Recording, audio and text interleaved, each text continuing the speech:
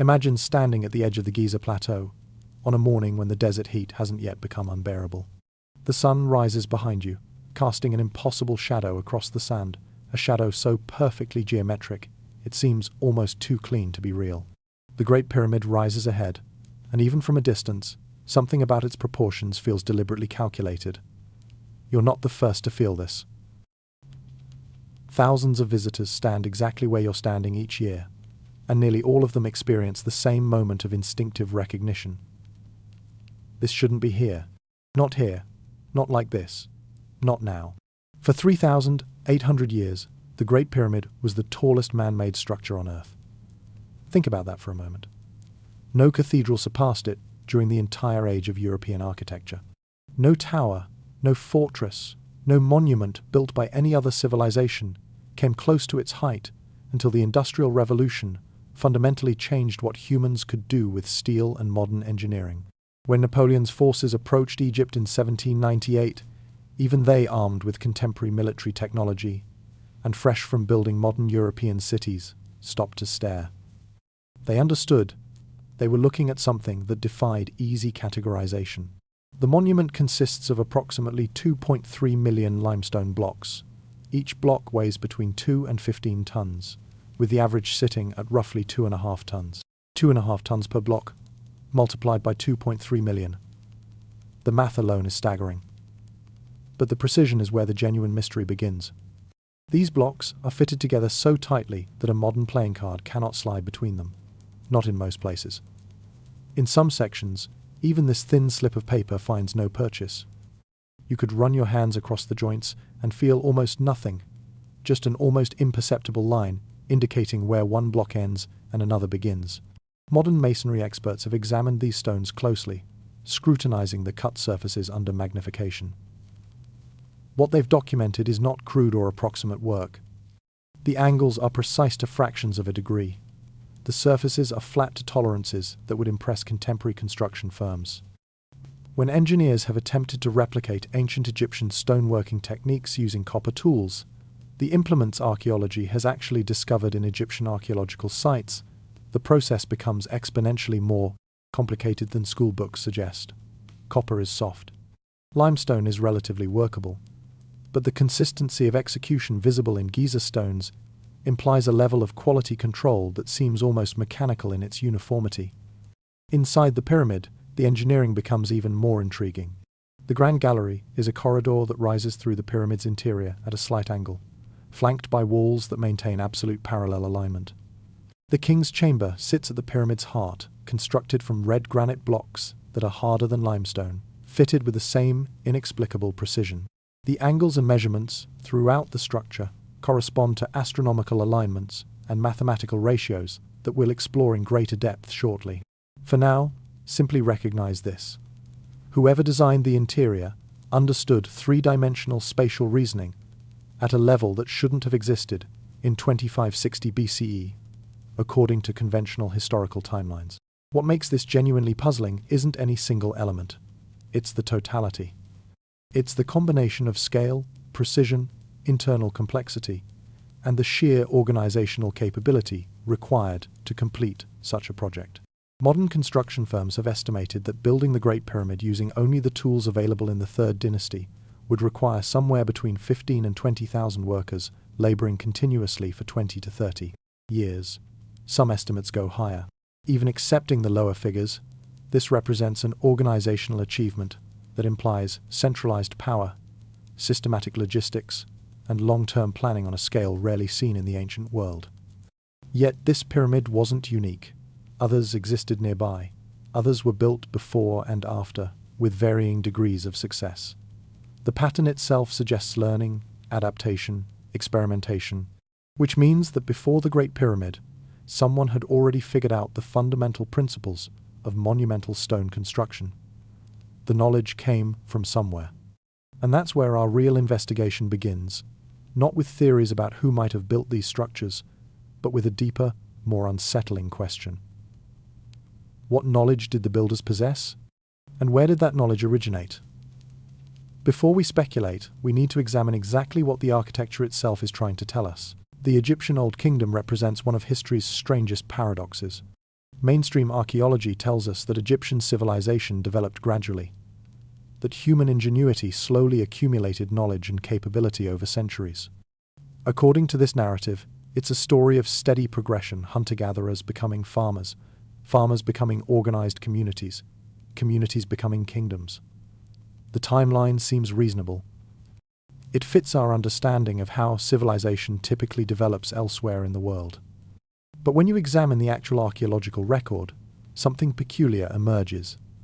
There's a gap in the evidence, a space where almost nothing was being constructed or recorded. Then, quite suddenly, something changed. Within perhaps 300 years, a blink in archaeological time, Egyptian civilization appears not as a gradual development, but as something far more sudden. The pre-dynastic period shifts abruptly into the first dynasty, and what emerges is not a primitive kingdom still learning the basics of organization, but a fully formed civilization with sophisticated administrative systems already in place. Consider what already existed by the time the pyramids were being built. The Egyptians possessed complex mathematics. They had developed a written language capable of recording detailed information and abstract concepts. They understood medicine, actual anatomical knowledge, not just folk remedies. They had mastered metallurgy. They possessed an advanced astronomical understanding that allowed them to navigate not just by the sun and obvious stars, but by knowledge of celestial cycles and celestial mechanics that required systematic observation over generations. They had created a government structure that could command resources on a scale that seems almost incomprehensible. All of this appears to be in place remarkably quickly. This isn't unique to Egypt, which is what makes it even more curious. Around the same period, similar developments were occurring in Mesopotamia. The Sumerians were building their first cities and developing cuneiform writing. In the Indus Valley, a sophisticated civilization was emerging with urban planning and architectural knowledge. These weren't isolated events. They were happening across different continents, with no contact between the cultures, no way for knowledge to transfer between them. Yet they were happening simultaneously, within a few centuries of each other, all representing similar leaps in human capability. The traditional explanation is that human innovation simply accelerated. That once certain key insights emerged, agriculture, writing, mathematics, everything else followed naturally. It's a reasonable explanation. It requires no extraordinary assumptions. It fits comfortably within our understanding of human nature and human progress. And yet, there's something unsatisfying about it. The acceleration seems too dramatic. The knowledge seems too sophisticated too quickly. Egyptian texts from this period offer their own explanation, one that mainstream archaeology tends to dismiss or reinterpret as mythology. These texts describe knowledge being gifted, not discovered. They describe beings who arrived with understanding and shared it with humanity. The pyramid texts, among the oldest religious writings in the world, repeatedly reference advanced knowledge as something that was transferred rather than developed. Later, Egyptian sources describe the appearance of divine beings who taught the art of construction, the secrets of mathematics, and the understanding of the heavens. Now, these accounts are typically understood as religious or mythological in nature. Ancient peoples, the reasoning goes, attributed their own accomplishments to divine forces. They created stories to explain why they possessed knowledge that seemed almost supernaturally sophisticated. That's certainly possible. It's a reasonable interpretation of ancient texts written by cultures whose worldview differed radically from our own. But consider an alternative framing. What if the ancient Egyptians were attempting to describe an actual event using the language and conceptual framework available to them? What if they were telling us, as accurately as their culture could express it, that knowledge was brought to them from outside? What if the mythology is actually a garbled historical record, preserved the only way such record could be preserved in that era? Before we explore whether that's possible, we need to understand what specific knowledge the pyramids encode, because the architecture itself tells a story that ancient texts alone cannot convey. Stand before the Great Pyramid and run the numbers. The base measures approximately 230.4 meters on each side. The structure originally rose to a height of 146.5 meters, though erosion and the removal of its outer casing stones have reduced it slightly. These measurements seem arbitrary at first glance, just the dimensions of a very large building. But when mathematicians and engineers began analyzing these proportions, something unusual emerged. The relationships between these measurements weren't accidental. They were intentional, encoded with a precision that suggests the builders possessed mathematical knowledge that seems impossible for their era. The ratio between the pyramid's perimeter and its height produces the value of pi to 5 decimal places. This isn't approximate. This isn't close. This is accurate to a level that seems to demand advanced mathematical knowledge. The ancient Egyptians weren't supposed to know about pi. The concept didn't exist in their mathematics according to conventional understanding. The Greek mathematician Archimedes wouldn't formally calculate pi until nearly 2,000 years after the pyramid was built. Yet somehow, the pyramid's proportions encode this value with remarkable accuracy. It becomes more intriguing when you examine the pyramid's relationship to Earth itself. When you take certain measurements of the Great Pyramid and scale them appropriately, they correspond to Earth's circumference. The pyramid's dimensions relate to Earth's polar radius. Engineers have calculated how the pyramid's geometry corresponds to the speed of light. Now, here's where this becomes genuinely strange. There's no practical reason for the pyramid's builders to have encoded these values. They served no architectural purpose. They provided no structural benefit. They were simply there, embedded in the stone, waiting for a future civilization with the mathematical understanding to decode them. Statistical analysis of these relationships becomes important here. When researchers apply chi-squared testing, a mathematical method for determining whether observed patterns could result from random chance, the probability that all these correlations occurred accidentally is infinitesimally small. We're talking about odds so remote that they exist largely in theoretical space. Either the pyramid's dimensions resulted from deliberate design choices that incorporated these specific mathematical relationships, or we're witnessing the most extraordinary string of coincidences in human history. But coincidence begins to strain credibility when you add another layer. The pyramid's base aligns to true north with extraordinary precision. Today, we measure true north using sophisticated instruments and astronomical observation. The ancient Egyptians lacked these instruments, yet their alignment is accurate to within 3.3 minutes of arc. To put that in perspective, that's an angular accuracy of approximately 1/10 of a degree over a structure that spans more than 200 meters. Achieving this precision using only ancient techniques and astronomical observation would be extraordinarily difficult. Most researchers believe it's possible, but would require methodical work and careful planning. What's more difficult to explain is the pyramid's internal geometry. The Grand Gallery features walls that maintain parallel alignment across a corridor that rises through the pyramid's interior. When measured with modern instruments, these walls deviate from perfect parallel by less than a centimeter across a length of 50 meters. That's the kind of precision you'd expect from contemporary construction firms using laser levels and digital measurement tools. The ancient Egyptians had none of these advantages. They had copper levels and lines and human judgment. The king's chamber contains red granite blocks, some weighing 80 tons. These blocks are fitted together with the same precision visible in the limestone blocks outside. Granite is harder than limestone, significantly harder. Working with it using copper implements would be extraordinarily time-consuming. Yet the work is clean, the cuts are straight, the tolerances are tight. When engineers have examined granite blocks with magnification, they've found evidence of what appears to be machine tooling marks that don't match the patterns you'd expect from manual stoneworking with copper or bronze implements. Now, mainstream archaeology has explanations for all of this. The mathematical correlations, they argue, result partly from coincidence and partly from the fact that these measurements were indeed intentional, but represent mathematical knowledge the ancient Egyptians did possess, or could reasonably have discovered through observation and experimentation.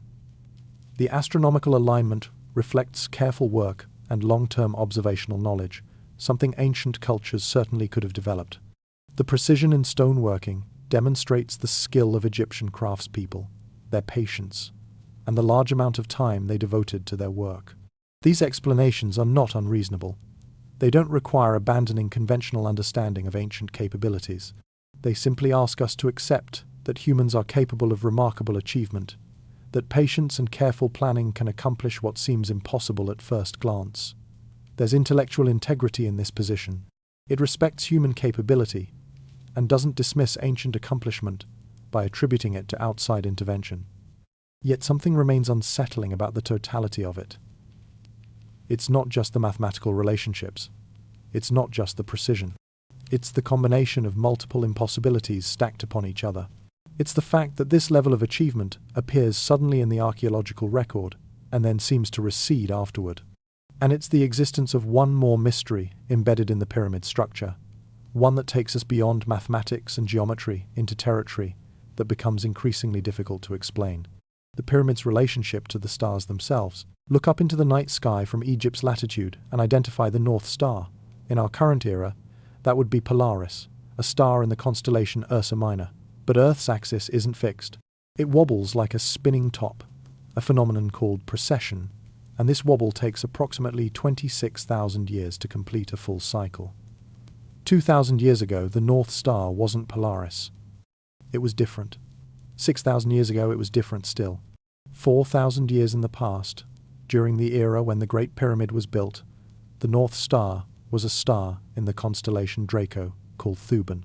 The descending passage of the Great Pyramid points directly at Thuban.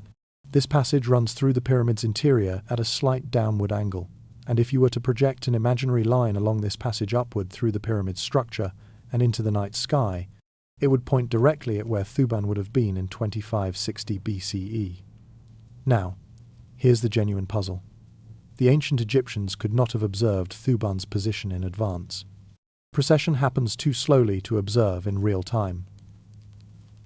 You cannot watch a star drift across the sky in a way that's noticeable within a human lifetime. Yet the passage points to a star that was the North Star at the precise moment the pyramid was being built, a moment that would have seemed utterly random to anyone without knowledge of precession. This could be coincidence. The passage could have been oriented north for practical purposes, aligning the structure to cardinal directions is useful for astronomy and for organizing a massive building project. The fact that it points toward a particular star at a particular moment could simply be an accidental correlation. Except the pyramid contains other passages that point toward other stars, and these correlations are equally precise and equally difficult to explain without invoking knowledge that shouldn't have existed. The king's chamber is surrounded by narrow shafts that extend from the chamber toward the pyramid's exterior or toward the sky. For centuries, archaeologists assumed these served a ventilation purpose, but the shafts are too narrow for any meaningful air circulation. More recent analysis suggests these shafts pointed toward specific stars at the time of the pyramid's construction. One shaft appears to align with Orion's belt. Another aligns with Sirius, the brightest star visible from Earth, a star that held tremendous significance in Egyptian astronomy and religion. When you examine the layout of the Giza Plateau from above, when you map the positions of the three Great Pyramids, an even more remarkable pattern emerges. The pyramids are arranged in a configuration that precisely mirrors the arrangement of stars in Orion's belt. This isn't approximate, this isn't a vague similarity. When you overlay a map of Orion's belt onto a map of the Giza Plateau, using the proportions that the ancient Egyptians would have used, the pyramids align with the stars, with an accuracy that seems to demand intentional design. Mainstream Egyptology has an explanation for this as well. Ancient cultures were deeply interested in astronomy. They observed the night sky carefully. They understood that certain stars held significance. It's entirely reasonable that they would choose to align their monuments with significant astronomical bodies. The mathematics of coincidence suggests that if you build three large structures in the desert, there's a reasonable probability that their arrangement will roughly correspond to some pattern in the night sky. Additionally, human beings are pattern recognition creatures. We see patterns in random noise. We construct meaning out of coincidental alignment. Perhaps we're seeing astronomical intention in structures that were built for other reasons. This is reasonable. It's intellectually defensible. And yet, it requires us to accept that the Egyptians not only knew about precession, but deliberately encoded this knowledge in a structure where it served no practical purpose. It requires us to believe that the creators of the pyramids possessed sufficient astronomical knowledge to identify meaningful correlations in the night sky, and then deliberately incorporated these correlations into their architecture, all without leaving any contemporary written record of how they acquired this knowledge, or why they considered it important enough to embed in stone. What makes this more complex is that similar astronomical alignments appear at other ancient sites around the world. Stonehenge in England aligns with the summer solstice sunrise with remarkable precision. Angkor Wat in Cambodia aligns with the spring equinox. The temple complexes at Chichen Itza in Mexico demonstrate astronomical knowledge in their design. Pumapunku in Bolivia displays similar patterns. These sites are separated by continents and centuries. The cultures that built them had no contact with each other. They spoke different languages. They possessed different technologies. And yet, they all seemed to understand something about the relationship between astronomy and architecture that allowed them to embed celestial knowledge into terrestrial structures with similar precision. This pattern, visible in multiple cultures, across multiple continents, separated by vast distances, becomes harder to explain through coincidence alone. It suggests either that human ingenuity independently arrived at similar architectural solutions across widely separated civilizations, or that something else was guiding these decisions, something that provided knowledge across cultures, something that taught multiple civilizations the same astronomical principles. Before we explore what that might be, we need to understand exactly what kind of engineering capability would have been required to create these structures with such precision. Look up into the night sky from Egypt's latitude and identify the North Star. In our current era, that would be Polaris, a star in the constellation Ursa Minor. But Earth's axis isn't fixed. It wobbles like a spinning top, a phenomenon called precession, and this wobble takes approximately 26,000 years to complete a full cycle.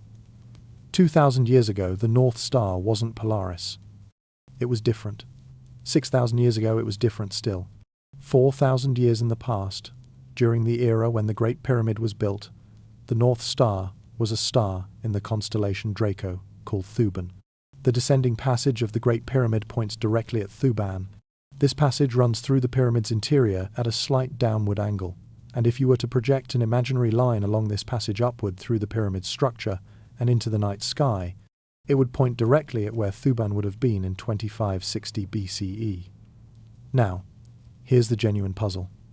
The ancient Egyptians could not have observed Thuban's position in advance. Precession happens too slowly to observe in real time. You cannot watch a star drift across the sky in a way that's noticeable within a human lifetime. Yet the passage points to a star that was the North Star at the precise moment the pyramid was being built, a moment that would have seemed utterly random to anyone without knowledge of precession. This could be coincidence. The passage could have been oriented north for practical purposes. Aligning the structure to cardinal directions is useful for astronomy and for organizing a massive building project.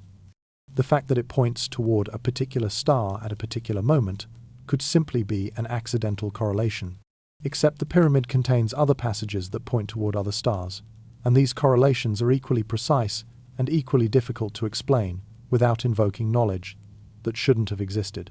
The king's chamber is surrounded by narrow shafts that extend from the chamber toward the pyramid's exterior or toward the sky.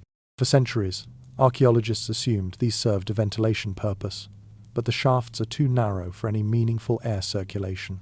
More recent analysis suggests these shafts pointed toward specific stars at the time of the pyramid's construction. One shaft appears to align with Orion's belt. Another aligns with Sirius, the brightest star visible from Earth, a star that held tremendous significance in Egyptian astronomy and religion. When you examine the layout of the Giza Plateau from above, when you map the positions of the three Great Pyramids, an even more remarkable pattern emerges. The pyramids are arranged in a configuration that precisely mirrors the arrangement of stars in Orion's belt. This isn't approximate, this isn't a vague similarity. When you overlay a map of Orion's belt onto a map of the Giza Plateau, using the proportions that the ancient Egyptians would have used, the pyramids align with the stars, with an accuracy that seems to demand intentional design. Mainstream Egyptology has an explanation for this as well. Ancient cultures were deeply interested in astronomy. They observed the night sky carefully. They understood that certain stars held significance. It's entirely reasonable that they would choose to align their monuments with significant astronomical bodies. The mathematics of coincidence suggests that if you build three large structures in the desert, there's a reasonable probability that their arrangement will roughly correspond to some pattern in the night sky. Additionally, human beings are pattern recognition creatures. We see patterns in random noise. We construct meaning out of coincidental alignment. Perhaps we're seeing astronomical intention in structures that were built for other reasons. This is reasonable. It's intellectually defensible. And yet, It requires us to accept that the Egyptians not only knew about precession, but deliberately encoded this knowledge in a structure where it served no practical purpose. It requires us to believe that the creators of the pyramids possessed sufficient astronomical knowledge to identify meaningful correlations in the night sky, and then deliberately incorporated these correlations into their architecture, all without leaving any contemporary written record of how they acquired this knowledge, or why they considered it important enough to embed in stone. What makes this more complex is that similar astronomical alignments appear at other ancient sites around the world. Stonehenge in England aligns with the summer solstice sunrise with remarkable precision. Angkor Wat in Cambodia aligns with the spring equinox. The temple complexes at Chichen Itza in Mexico demonstrate astronomical knowledge in their design. Pumapunku in Bolivia displays similar patterns. These sites are separated by continents and centuries. The cultures that built them had no contact with each other. They spoke different languages. They possessed different technologies. And yet, they all seemed to understand something about the relationship between astronomy and architecture that allowed them to embed celestial knowledge into terrestrial structures with similar precision. This pattern, visible in multiple cultures, across multiple continents, separated by vast distances, becomes harder to explain through coincidence alone. It suggests either that human ingenuity independently arrived at similar architectural solutions across widely separated civilizations, or that something else was guiding these decisions, something that provided knowledge across cultures, something that taught multiple civilizations the same astronomical principles. Before we explore what that might be, we need to understand exactly what kind of engineering capability would have been required to create these structures with such precision. Beyond the primary pyramids of the 4th dynasty, Egypt contains structures that don't fit neatly into conventional chronological and evolutionary narratives. Walk through the Valley of the Kings, or examine the temple complexes at Karnak and Luxor, and you encounter architecture that spans a vast temporal range. Some structures show advanced precision. Others show less refined work. Some appear to have been built over the remains of older structures, suggesting that later Egyptians reused, repurposed, or built upon earlier creations whose purpose they may not have fully understood. The bent pyramid of Dashur provides a specific case study in this inconsistency. The pyramid was built during the reign of Pharaoh Sneferu in the 4th dynasty, the same era that produced the Great Pyramid. But something happened during its construction. Midway through the project, the builders changed the angle of the pyramid's sides. The lower portion rises at a steeper angle than the upper portion. The result is a distinctive bent silhouette that gives the pyramid its modern name. Why would they do this? What crisis or realization prompted such a dramatic mid-construction change? The conventional explanation is engineering adjustment. Perhaps the builders realized that maintaining the steeper original angle would create instability or excessive stress on the structure. By reducing the angle, they could complete the project more safely. This is reasonable and probably correct. But it also suggests something important. The pyramid's original design was flawed. The builders of the bent pyramid attempted something they hadn't fully thought through. They had to make corrections as the work progressed. This contrasts sharply with the Great Pyramid, built during the same dynasty, apparently just a generation or two after the bent pyramid. The Great Pyramid shows no evidence of mid-construction modifications. The angles remain consistent. The proportions maintain perfect balance. The internal chambers align with astronomical precision. It's as if the builders of the Great Pyramid possessed superior knowledge compared to their predecessors, as if a sudden leap in understanding or capability had occurred. After the 4th dynasty, pyramid construction continued, but something shifted. Pyramids continued to be built, but many show signs of structural degradation even in antiquity. Some appear incomplete or abandoned before completion. The technique that had reached its apparent peak with the 4th dynasty pyramids seemed to decline in the centuries that followed. Later dynasties built pyramids with less massive stones, cruder joinery, and often less impressive architectural achievements. It's as if the knowledge required to replicate the precision of the 4th dynasty was gradually lost. Other anomalies scattered throughout Egypt's archaeological record suggest that something changed, or something was forgotten. We find objects that appear to show manufacturing techniques more advanced than than their cultural context would suggest. We find inscriptions in chambers that don't align with conventional dating of those chambers. We find evidence of older structures being incorporated into newer ones, suggesting chronological confusion, or perhaps that the purposes of the older structures had been forgotten by the time later builders used their materials. The Abu Rawash Pyramid, located north of Giza, presents another puzzle. This pyramid is notable largely for being incomplete. The structure was begun, but never finished. The reasons for its abandonment remain unclear. Did the pharaoh die before it could be completed? Did resources run out? Or did something else interrupt the project? The unfinished pyramid, in many ways, is more revealing than the completed structures. It shows us the construction process in arrest, frozen at a moment when work stopped. Yet even in its incomplete state, it demonstrates the same precision and ambition visible in the completed pyramids, where patterns on some monuments suggest that their construction or usage timeline may not align with conventional dating. Certain erosion patterns on the Sphinx have sparked debate among geologists about whether the monument is older than orthodox Egyptology suggests. While mainstream Egyptologists dismiss these proposals, the very fact that geological evidence could be interpreted as suggesting greater antiquity indicates that we may not fully understand the timeline of Egypt's monuments.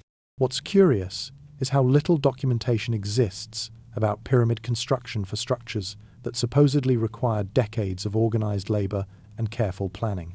We have relatively few contemporary Egyptian texts that describe how the pyramids were built. We don't have detailed construction records explaining the methods used, the timeline, or the reasoning behind design choices.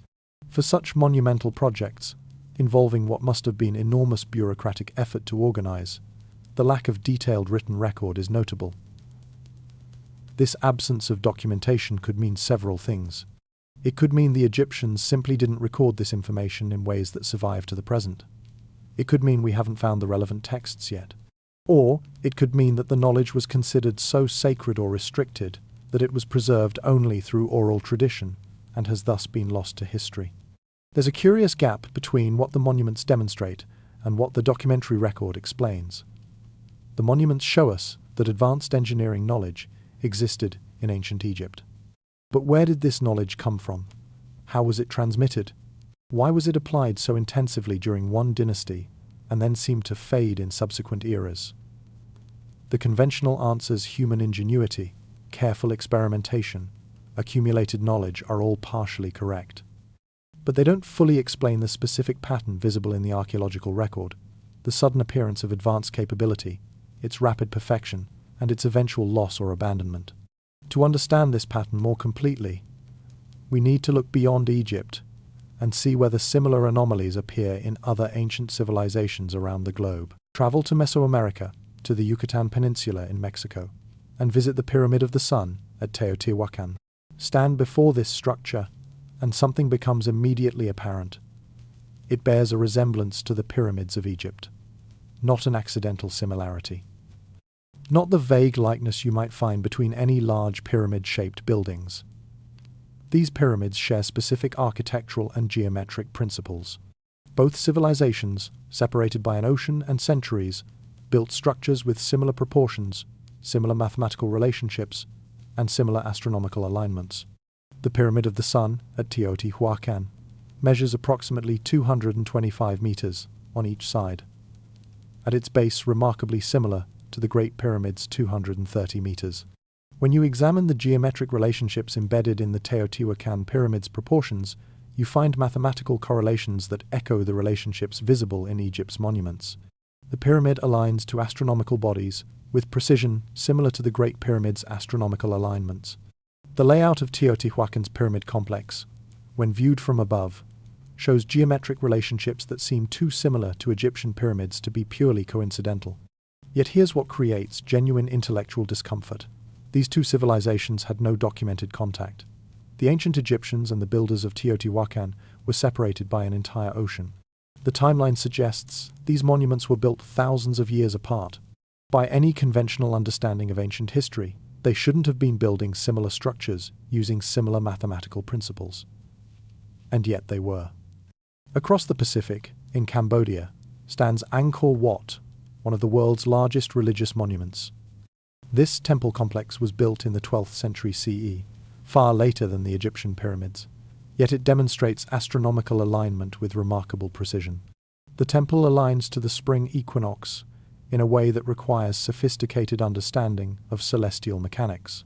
The mathematical relationships embedded in the temple's proportions echo relationships visible in structures on opposite sides of the world, built in entirely different eras. Travel to Stonehenge in England, to the Nazca Lines in Peru, to Easter Island, and the pattern becomes almost impossible to dismiss. Massive stone structures, carefully aligned to astronomical phenomena, built by cultures that had no contact with each other, all demonstrating similar principles of geometric precision and astronomical knowledge. On Easter Island, the Moai statues stand facing the Pacific, massive stone figures created by people with limited technology, yet displaying remarkable consistency and skill. In Peru, the Nazca Lines show geometric patterns visible only from the air, patterns created by a culture that couldn't fly. Some of these sites are definitively attributable to known cultures. Stonehenge was built by ancient British peoples. Angkor Wat was constructed by the Khmer Empire. The Moai were created by Rapa Nui culture on Easter Island. These are not mysteries in terms of who built them, but the question of how they built them with such precision using the tools available to them remains genuinely difficult to explain. And more puzzling still, why did so many unconnected civilizations independently arrive at similar architectural and astronomical principles? The conventional explanation relies on what's called convergent evolution, the idea that different species or cultures, facing similar environmental challenges or intellectual problems, arrive at similar solutions. It's an established principle in biology, and can apply to cultural development as well. Different cultures independently inventing pottery, agriculture, or writing is not surprising because these are logical solutions to common problems. Could different cultures independently arrive at similar astronomical alignments and geometric principles? Perhaps. Mathematics is universal. The night sky looks similar from anywhere on Earth. It's entirely plausible that different cultures observing the same sky would arrive at similar astronomical insights. And once certain mathematical principles are discovered, their applications might naturally lead to similar architectural solutions. From this perspective, the global similarity of ancient monuments represents independent human ingenuity, arriving at similar solutions across cultures, an encouraging testament to human capability and creativity. But convergent evolution has limits. The more specific the similarities become, the less convergent evolution explains adequately. When two cultures build pyramids with similar geometric proportions, that could be coincidence. When three cultures do it, coincidence begins to strain. When multiple cultures across continents demonstrate similar mathematical relationships in their monuments, and when these relationships serve no practical architectural purpose, but seem designed specifically to encode mathematical knowledge for future discovery, convergent evolution becomes an insufficient explanation. The specificity of the correlations suggests intention, not accident. There's another layer of mystery beneath the surface architecture. Archaeological underwater exploration has revealed structures beneath the oceans, submerged ruins off the coast of Greece, off Cuba, off Japan. Rising sea levels following the last ice age would have submerged any coastal civilizations that existed during the last glacial maximum, roughly 15,000 to 20,000 years ago. If advanced human civilizations existed at those times, living on coastlines that would eventually be inundated by rising waters, their remains would now lie underwater, accessible only through modern diving and oceanographic technology. We have no clear evidence that such advanced coastal civilizations existed at such remote antiquity, but neither do we have comprehensive exploration of all the ancient coastlines that now lie beneath the ocean. The pattern that emerges when you step back and examine ancient monuments globally is difficult to categorize. It's not easily explained by conventional archaeology. It's also not proof of any specific alternative theory. What it represents is a genuine puzzle. How did so many cultures, separated by vast distances and no known contact, arrive at similar architectural and mathematical principles? The conventional answer, independent human innovation, is possible, but becomes increasingly unsatisfying as the correlations multiply.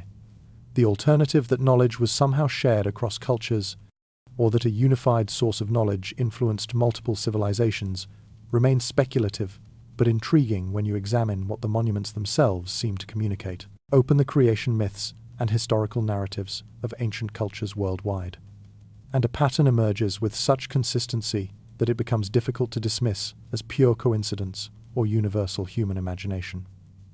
Nearly every major civilization on Earth preserves stories describing the arrival of advanced beings from the sky who taught humanity the foundations of civilization. The specific details vary across cultures, shaped by local geography and worldview, but the core narrative remains strikingly similar. In ancient Mesopotamia, the Sumerians documented the story of the Anunnaki beings who, according to their records, arrived from the stars. The Sumerian texts are remarkably specific. They describe how many Anunnaki came, what their names were, what they did, and why they eventually departed. They weren't vague mystical deities floating in an abstract divine realm. They were described as visitors with specific purposes and specific outcomes. They came, the Sumerians tell us, to mine for gold and other resources.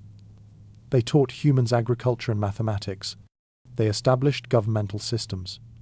Then they left, though their legacy remained embedded in human civilization. In ancient Egypt, similar narratives appear but with different names and cultural framing.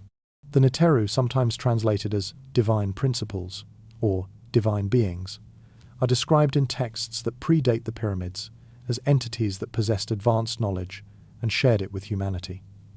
These beings are portrayed as having arrived during humanity's early development, bringing knowledge that enabled rapid advancement.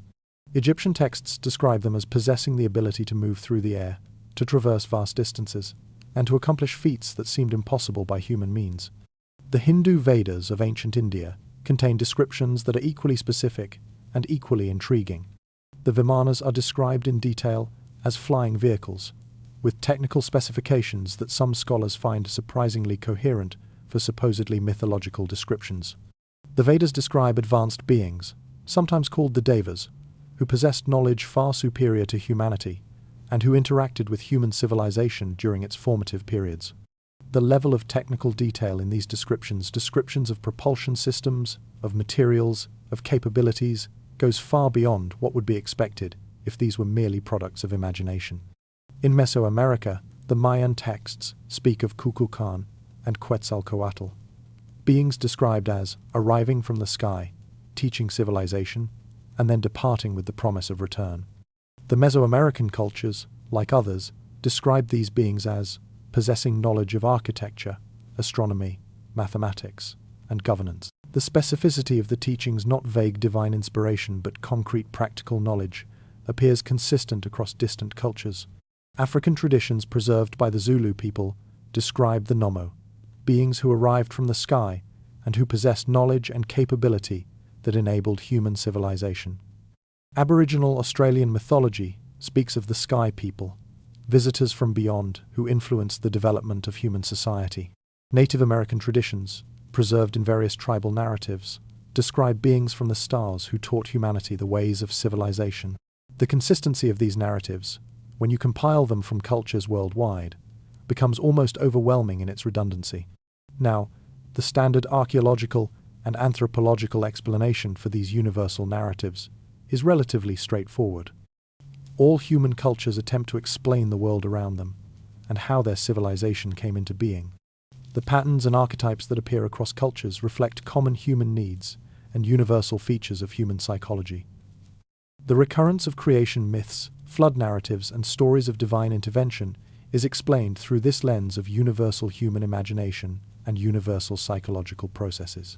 Different cultures, facing similar existential questions, arrive at similar mythological frameworks.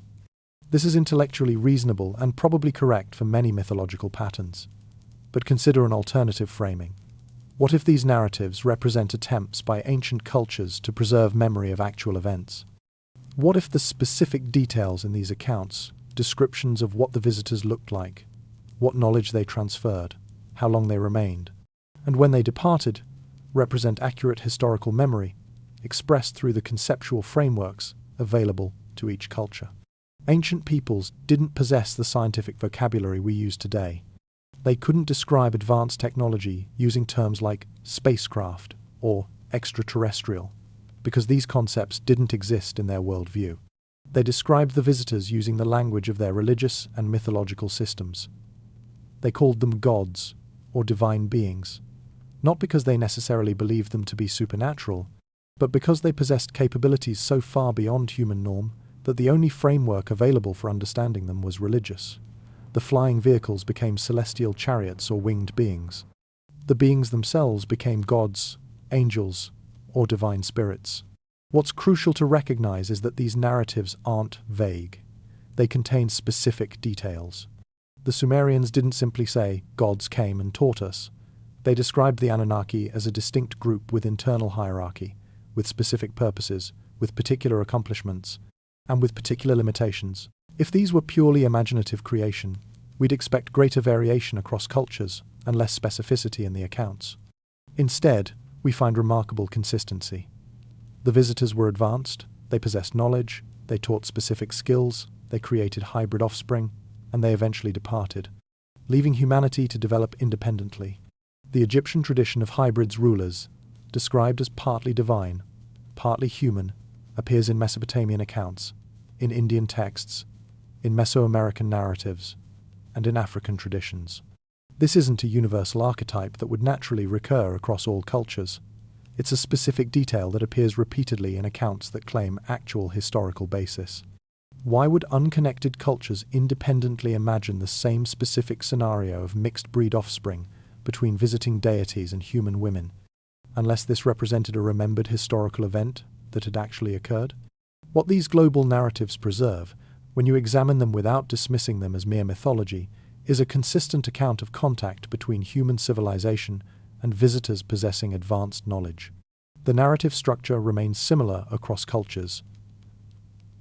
Visitors arrive, they interact with humanity, they transfer knowledge, and they eventually depart.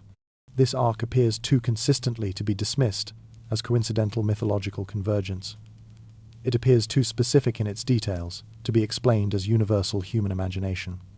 It reads like a historical account, garbled and filtered through thousands of years of oral tradition and cultural transformation, but still preserving the essential outline of something that actually happened.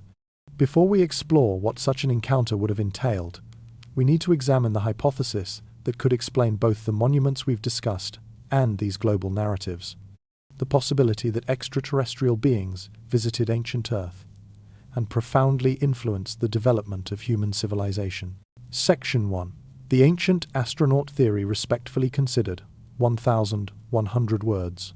For decades, the ancient astronaut hypothesis has occupied an uncomfortable space in popular culture and academic discourse.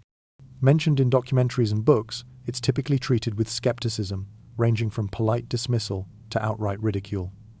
Serious academics rarely engage with it seriously. It's been relegated to the realm of pseudoscience and fringe thinking. And yet, when you examine the actual evidence, the anomalies we've discussed, the global patterns, the consistency of ancient narratives, the hypothesis warrants serious consideration, not as proven fact, but as one possible explanation among others for genuinely inexplicable phenomena. The hypothesis itself is straightforward. It proposes that, at some point in Earth's ancient past, extraterrestrial beings visited our planet. These beings possessed technological capabilities far advanced, beyond what human civilization had achieved. They encountered human civilizations, and their presence had a profound impact on human development. Specifically, they shared knowledge with humans that accelerated human capability knowledge of mathematics, astronomy, agriculture, architecture, and governance. Some accounts suggest they interbred with humans, creating a hybrid population that would inherit both human characteristics and traits from the visiting beings. Eventually, for reasons we can only speculate about, they departed, leaving humans to develop their civilizations independently. Now, this hypothesis immediately encounters substantial objections from the scientific community, and these objections deserve serious consideration. The distances involved in interstellar travel are almost incomprehensibly vast. The technology required to traverse these distances remains purely theoretical at best. We have no confirmed evidence of extraterrestrial technology anywhere in the solar system. The hypothesis seems to require an extraordinary level of improbability. By the principle of parsimony that simpler explanations requiring fewer assumptions should be preferred, human ingenuity remains a simpler explanation than alien intervention. At least we know humans exist and are capable of impressive achievements. These objections are not trivial. They're based on legitimate scientific reasoning. And yet, consider what the hypothesis actually explains. It accounts for the sudden emergence of advanced civilization in ancient Egypt without requiring an unexplained acceleration of human development. It explains the global similarity of monuments and astronomical alignments without requiring improbable coincidental convergence. It accounts for the worldwide consistency of narratives about visiting beings by proposing an actual basis for these narratives. It explains the anomalies in the archaeological record, the sudden appearance of advanced knowledge, the precision of ancient engineering, the astronomical knowledge encoded in structures as resulting from external transfer of knowledge rather than requiring implausibly rapid human innovation. The hypothesis isn't about denying human capability. Ancient humans were just as intelligent as modern humans. They possessed the same cognitive capabilities, the same potential for innovation and creativity. The hypothesis doesn't claim that humans couldn't have developed civilization independently. Clearly, they did develop civilization, and in many ways, they did so independently. Rather, it proposes that external assistance accelerated certain aspects of development, particularly in the areas of mathematics, astronomy, and monumental architecture. Consider what would need to be true if extraterrestrial visitors did encounter Earth in antiquity. First, they would need propulsion technology capable of traversing interstellar distances. This seems unlikely by our current understanding of physics, but it's not absolutely impossible. Theoretical physicists have proposed various mechanisms, wormholes, warp drives, other dimensions that might permit faster than light travel, or travel that effectively shortens vast distances. These remain purely theoretical, but they're not dismissed as physically impossible by mainstream physics. Second, the visitors would have motivations for coming to Earth. These motivations could be scientific curiosity about life on other worlds. They could be resource-based. If they came from a world with particular scarcities, they might mine Earth's resources. They could be philosophical or spiritual, perhaps a mission to seed the universe with civilization, or to witness the development of emerging species. Without evidence, we can only speculate about motivations, but the absence of evidence for specific motivations doesn't negate the possibility that some motivation existed. Third, the visitors would interact with human civilization in ways that left traces in the archaeological record and in human memory. These traces would manifest as the anomalies we see: structures that display advanced engineering knowledge, mathematical relationships that shouldn't exist in human monuments, astronomical alignments that require knowledge humans supposedly didn't possess, and global narratives describing the visitors and their teachings. All of these traces exist in the form we'd expect to find if such contact had occurred. Fourth, the knowledge they transferred would be preserved by human civilization. This preservation could occur through monuments encoded with mathematical and astronomical principles, through textual records describing the visitors and what they taught, through ritualistic practices that preserved knowledge even after the underlying understanding was lost, and through genetic inheritance if the visitors interbred with humans. All of these preservation mechanisms exist and are visible in the archaeological and historical record. Fifth, the visitors would eventually depart, for reasons we can only hypothesize. Perhaps they completed their mission and left.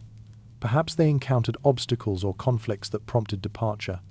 Perhaps they were recalled to their home world. Perhaps they simply moved on to other civilizations on other worlds. Whatever the reason, they left humans to develop their own civilizations independently, which humans clearly did, building upon the knowledge they'd received. Now, is this hypothesis correct? We don't know. The evidence we've examined is suggestive but not conclusive. The mathematical correlations in ancient monuments could be coincidental. The astronomical alignments could result from independent human observation and intentional architectural design. The global narratives could be products of convergent mythology. The archaeological anomalies could be explained through conventional mechanisms if we simply accept that human ingenuity is more capable than we typically credit it with being. But what makes the hypothesis worthy of consideration is precisely this. It provides a coherent framework that explains multiple separate mysteries simultaneously. It accounts for architectural anomalies, mathematical impossibilities, astronomical alignments, and consistent global narratives through a single underlying cause. Whether that cause is actually extraterrestrial visitors or something else entirely remains an open question. But the hypothesis shouldn't be dismissed without serious examination, simply because it seems improbable. Improbability alone isn't sufficient grounds for dismissal when alternative explanations also strain credibility. The intellectual exercise of examining the ancient astronaut hypothesis requires honestly assessing both evidence that supports it and evidence that contradicts it. Let's begin with observations that could support the hypothesis, while acknowledging that these observations admit alternative explanations. We find anachronistic artifacts objects that appear more advanced than their cultural context would suggest. The Baghdad battery, a clay jar containing copper and iron, discovered in Iraq and dating to around 250 BCE, has been interpreted by some researchers as an ancient electrical cell. While mainstream archaeologists believe it was likely a scroll container or a medical treatment device, the design is unusual enough to warrant the alternative interpretation. If the Baghdad battery was indeed a battery, it would represent electrical knowledge in ancient Mesopotamia, far earlier than conventional history places it. Similarly, the Antikythera mechanism, discovered in a Greek shipwreck and dating to around 100 BCE, is an astronomical calculating device of such sophistication that nothing comparable appeared in the historical record for over 1,000 years afterward. How did such advanced technology appear and then seemingly vanish? We find depictions in ancient art that some interpret as representations of beings or objects that don't match conventional understanding of ancient life. Egyptian murals and statues show figures with unusual proportions, elongated skulls, delicate features, physiology that differs from typical human representation. In Mesoamerica, ancient carvings at sites like Palenque show figures that some interpret as resembling spacesuits or astronauts. At Nazca in Peru, ancient geoglyphs visible only from the air display a sophistication of planning that seems to require aerial perspective. These depictions could be purely artistic or religious in nature, but they could also represent attempts by ancient peoples to depict visitors they actually encountered. We find mathematical knowledge encoded in monuments that shouldn't exist yet, as we've discussed. The correlations between pyramid dimensions and values like pi, Earth's circumference, and mathematical relationships that wouldn't be formally understood until thousands of years later. This knowledge appears deliberate, encoded in structures for purposes we can only speculate about. We find the global consistency of narratives describing visitors from the stars. While human mythology can indeed converge toward common archetypes, the specificity of these accounts describing similar beings, similar knowledge transfers, similar outcomes suggests something more than coincidental convergence. Now, let's honestly examine evidence and arguments that contradict the ancient astronaut hypothesis. We lack any definitive extraterrestrial artifact, no spacecraft, no undeniable non-human technology, no conclusive genetic evidence of non-human origins in human DNA. The absence of such evidence is significant. If visitors came and stayed for extended periods, they would almost certainly leave traces. We find no such traces. The hypothesis requires accepting that visitors left essentially no evidence of their presence, beyond suggesting that human achievement and knowledge were influenced by their presence. We have evidence of gradual technological development in many human cultures. While the Egyptian record shows certain anomalies, we also find clear development sequences in other cultures. Tool working evolved gradually in many regions. Writing systems show clear development from earlier form. This suggests that at least some civilizations developed primarily through independent innovation rather than through knowledge transfer. We have no contemporary written records explicitly describing extraterrestrial visitors. The ancient texts describe visitors using metaphorical and religious language, but nothing definitively proves they're describing actual extraterrestrial beings rather than describing other humans, spiritual experiences, or purely mythological constructs. The absence of explicit, unambiguous documentation of alien contact is notable. The principle of Occam's razor suggests that the simplest explanation requiring the fewest assumptions should be preferred. Conventional archaeology, proposing that humans are capable of remarkable achievement and that their monuments represent human ingenuity, requires fewer extraordinary assumptions than the ancient astronaut hypothesis, which requires accepting extraterrestrial travel, intentional contact with Earth, and deliberate knowledge transfer. By this principle, the conventional explanation should be preferred unless evidence becomes overwhelming. Modern experiments attempting to replicate ancient construction techniques have generally succeeded, at least in principle. Engineers have demonstrated that moving massive stone blocks using ancient methods is possible, though extremely labor-intensive. This shows that ancient monuments are achievable through conventional means, even if extremely challenging. This undermines one of the strongest arguments supporting the ancient astronaut hypothesis. Archaeological evidence generally supports a development of human capability through time rather than sudden appearance, followed by loss. While anomalies exist, the broader pattern of the archaeological record shows gradual development of technology and civilization across most human cultures. The Egyptian anomalies, while genuine, might represent regional acceleration rather than external intervention. The honest assessment is this: the evidence supporting the ancient astronaut hypothesis is suggestive but not conclusive. The evidence contradicting it is substantial and intellectually respectable. Neither position has achieved certainty. Mainstream archaeology has reasonable arguments for dismissing the hypothesis, but the dismissal sometimes occurs through a priori reasoning, assuming that extraterrestrial contact is impossible, and therefore the evidence must be explained through conventional means, rather than through a careful evaluation of specific evidence. Conversely, proponents of the ancient astronaut hypothesis sometimes interpret ambiguous evidence as supporting their position, without sufficiently considering alternative explanations. What remains uncontestable is that genuine mysteries exist in the archaeological record. The precision of ancient monuments, the mathematical knowledge they encode, and the global consistency of narratives describing visitors remain genuinely puzzling, regardless of which explanation ultimately proves correct. These are not the inventions of pseudo-archaeology. They're observations that mainstream archaeology must eventually explain adequately. Whether the explanation involves extraterrestrial contact or represents human achievement more remarkable than we typically credit remains open to continued investigation. If we take seriously the possibility that ancient texts describe actual encounters with visitors, we can examine these texts for details about who these visitors were. What did they look like? What abilities did they possess? What knowledge did they transfer? How long did they remain? The answers that emerge from examining primary sources across multiple cultures create a surprisingly coherent portrait of beings that appear remarkably consistent in description, despite being recorded by cultures that had no contact with each other. The Egyptian texts describe the Neteru, often translated as divine principles, but more literally meaning watchers or guardians, in language that suggests physical beings rather than abstract concepts. They're described as possessing knowledge of mathematics, astronomy, agriculture, and architecture. They're portrayed as capable of traveling through the air or across vast distances. They're depicted in Egyptian art with features that sometimes differ from typical human representation, occasionally showing unusual proportions, different physiology, or distinctive markings. The texts describe them as having taught humans the foundational knowledge of civilization: how to build, how to calculate, how to understand the heavens.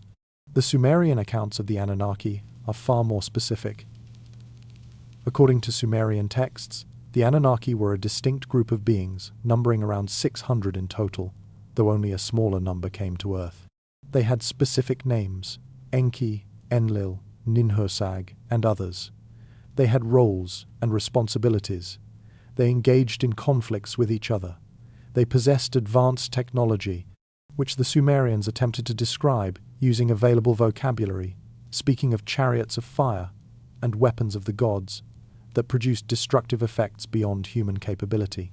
The Sumerians described the Anunnaki as coming to Earth to mine for gold, a specific purpose suggesting resource acquisition rather than purely exploratory or missionary objectives. What's remarkable about the Sumerian accounts is their matter-of-fact tone. The texts don't present the Anunnaki as abstract supernatural entities. They're described with the specificity you'd apply to historical human actors. They have personalities, conflicts, motivations. The Sumerians clearly believed they were describing actual events involving actual beings, not mythological abstractions. Hindu texts, particularly the Vedas and the Bhagavad Gita, describe advanced beings called the Devas, sometimes portrayed as gods but described with enough specificity to suggest physical entities. More intriguing are the descriptions of Vimana's flying vehicles with technical specifications that seem remarkably coherent for supposedly purely mythological objects. The Vedic texts describe these vehicles as possessing different types of propulsion, capable of traveling vast distances and maneuverable at incredible speeds. Some scholars have noted that the technical specifications in these descriptions are too detailed and too internally consistent to be purely products of imagination. They describe specific materials, specific operational principles, and specific limitations. The level of technical specificity is unusual for mythological accounts. Mesoamerican texts describe Kukulkan and Quetzalcoatl, the feathered serpent beings who came from the sky, taught civilization, and possessed knowledge that allowed rapid human advancement. The texts describe these beings as departing with a promise of eventual return.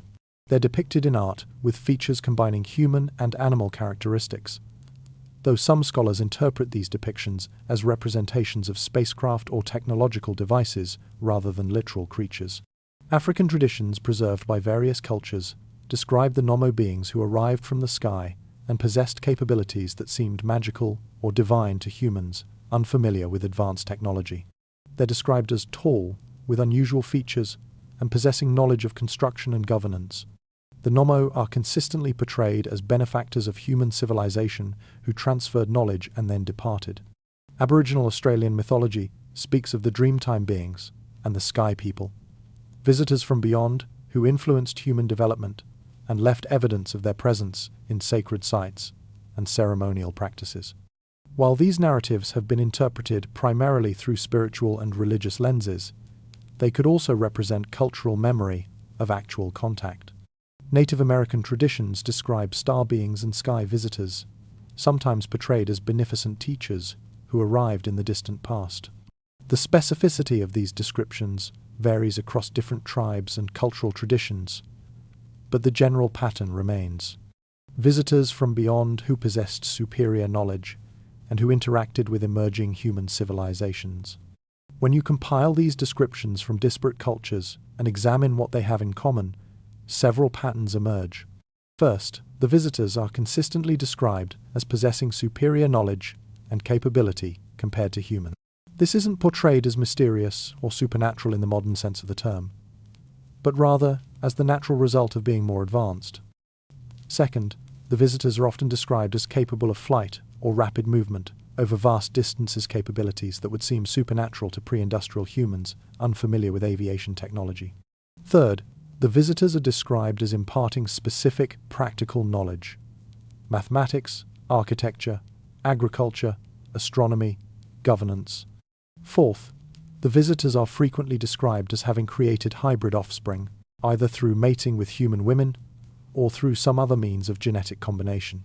Fifth, the relationship between visitors and humans is portrayed as being primarily educational or beneficial, though some texts describe tensions or conflicts. Sixth, the visitors are described as eventually departing, sometimes with the suggestion of a future return. Seventh, the departure is often described as sudden or as prompted by some specific circumstance, suggesting that something changed to necessitate their leaving. Now, mainstream archaeology interprets these accounts as religious mythology humans, attempting to explain their own advancement by attributing it to divine intervention. This interpretation has merit. Humans do tend to attribute extraordinary achievements or knowledge to sources beyond themselves, particularly when they lack frameworks for understanding innovation. Attributing civilization to gods is a common pattern across cultures, but consider an alternative. What if the ancients were describing something that actually happened, expressed through the only conceptual framework available to them? What if they were attempting to preserve memory of actual contact, encoded in narrative form because that was how their culture preserved important information? The specificity of certain accounts, the names of the Anunnaki, the technical details of the Vimanas, the descriptions of the Nommo suggest something more than pure imagination. Purely imaginary creations tend to be less internally consistent and less specific about irrelevant details. The ancient accounts, by contrast, include specific information that served no narrative purpose unless it represented actual memory. The specific number of Anunnaki that came to Earth, the specific names of their leaders, the specific materials used in construction, the specific astronomical knowledge transferred. This specificity, while not proof of historical accuracy, suggests that ancient peoples believed they were recording facts rather than inventing stories. If visitors did arrive on ancient Earth and transfer technological knowledge to human civilization, the evidence of this transfer should be visible in specific ways. We should find knowledge that appears suddenly without clear developmental history. We should find technologies that are later lost and not rediscovered for centuries or millennia. We should find areas of extraordinary advancement followed by apparent regression. All of these patterns are visible in the archaeological record if we examine it carefully. The most obvious example is pyramid building. The technique reaches what appears to be its peak of sophistication during Egypt's 4th dynasty, and then seems to decline in subsequent eras. Pyramids were built for centuries after the Great Pyramid, but later pyramids often show less technical sophistication, less massive construction, and less astronomical alignment. It's as if the knowledge required to build the Great Pyramid was possessed during a specific period, and then gradually lost as civilization moved forward. This is unusual. Typically, civilizations don't forget how to do something once they've mastered it. They build upon their mastery, not regress from it. A similar pattern appears in other domains. The astronomical knowledge encoded in ancient monuments is remarkable, but later, Egyptian civilization doesn't seem to have maintained this level of astronomical sophistication in ongoing practice. The mathematics visible in pyramid construction is precise, but mathematical texts that survive from later eras don't maintain this same level of sophisticated understanding. The architectural knowledge that produced monuments of unprecedented precision seems to fade in subsequent generations. This suggests not continuous development, but transmission followed by gradual loss. If knowledge was transferred to humans from external sources, we'd expect exactly this pattern. Sudden availability of advanced knowledge, rapid application of that knowledge, and then gradual loss as the original sources of information became unavailable, and as knowledge that wasn't continuously practiced was forgotten. Ancient Egypt possessed knowledge that the Egyptians themselves described as divine, or as transferred from the gods. The knowledge of medicine preserved in the Edwin Smith papyrus is remarkably sophisticated. The understanding of anatomy displayed in mummification practices suggests anatomical knowledge that shouldn't have existed without systematic dissection and study. Yet these advanced medical practices seem to fade in later eras, suggesting knowledge that was transferred and then gradually lost rather than continuously refined. The Antikythera mechanism, which we mentioned earlier, represents perhaps the most striking evidence of lost technology. This astronomical calculator from approximately 100 BCE is so sophisticated that nothing comparable reappeared in the historical record for over 1,000 years. How could such advanced technology exist, then vanish from the human record for centuries? The conventional explanation is that it was an isolated achievement, perhaps created by a particularly gifted engineer whose techniques were lost upon his death. But an alternative explanation is that it represented the tail end of knowledge that had once been far more widespread, knowledge that was gradually being lost as the civilization that created it failed to maintain its technological sophistication. Some ancient texts speak of a great flood that destroyed much of human civilization, after which survivors had to rebuild. If this represents actual historical memory of an event like a tsunami or major flooding, it could explain knowledge loss. A catastrophic event that destroyed centers of learning, libraries, temples, cities where knowledge was preserved would cause sudden, dramatic knowledge loss. Survivors would retain some knowledge through memory and oral tradition, but much would be forgotten. This could explain why we see peaks of knowledge followed by apparent regression. The Library of Alexandria, burned during the civil war in Egypt in 48 BCE, represented one of the ancient world's greatest repositories of knowledge. Its destruction caused permanent loss of texts and information that were never fully recovered. If such knowledge loss happened repeatedly throughout history, major achievements and understanding would be preserved, while much supporting knowledge would be lost. If knowledge transferred by visitors was preserved primarily through such libraries and centers of learning, and these were repeatedly destroyed throughout history, we'd expect exactly what we see: islands of extraordinary knowledge and achievement, separated by periods of less sophisticated understanding. There's another mechanism by which knowledge could be lost. If it was sacred or restricted knowledge, known only to priests and initiates, such knowledge would be transmitted orally and through initiation ceremonies rather than through written records. If the lineage of priests was broken, if societies changed their religious or political systems, if the groups preserving the knowledge lost their position or status, the knowledge would vanish. We have evidence that certain knowledge in ancient civilizations was indeed restricted to priestly or royal classes. If this was true of knowledge transferred by visitors, that knowledge would be protected, but also vulnerable to being lost if the structures that preserved it collapsed. The remarkable precision visible in ancient monuments could represent knowledge that builders possessed directly, or it could represent knowledge encoded in monuments themselves. If visitors taught humans to build with precision and to encode their understanding into structures, then the monuments become not just achievements, but also messages, repositories of knowledge for future civilizations to decode. The mathematical ratios encoded in pyramids, the astronomical alignments built into structures, the geometric relationships embedded in monuments, these could all be intentional attempts to preserve knowledge in a form that would survive the ages. This interpretation suggests that ancient architects understood something crucial. They knew that knowledge could be lost.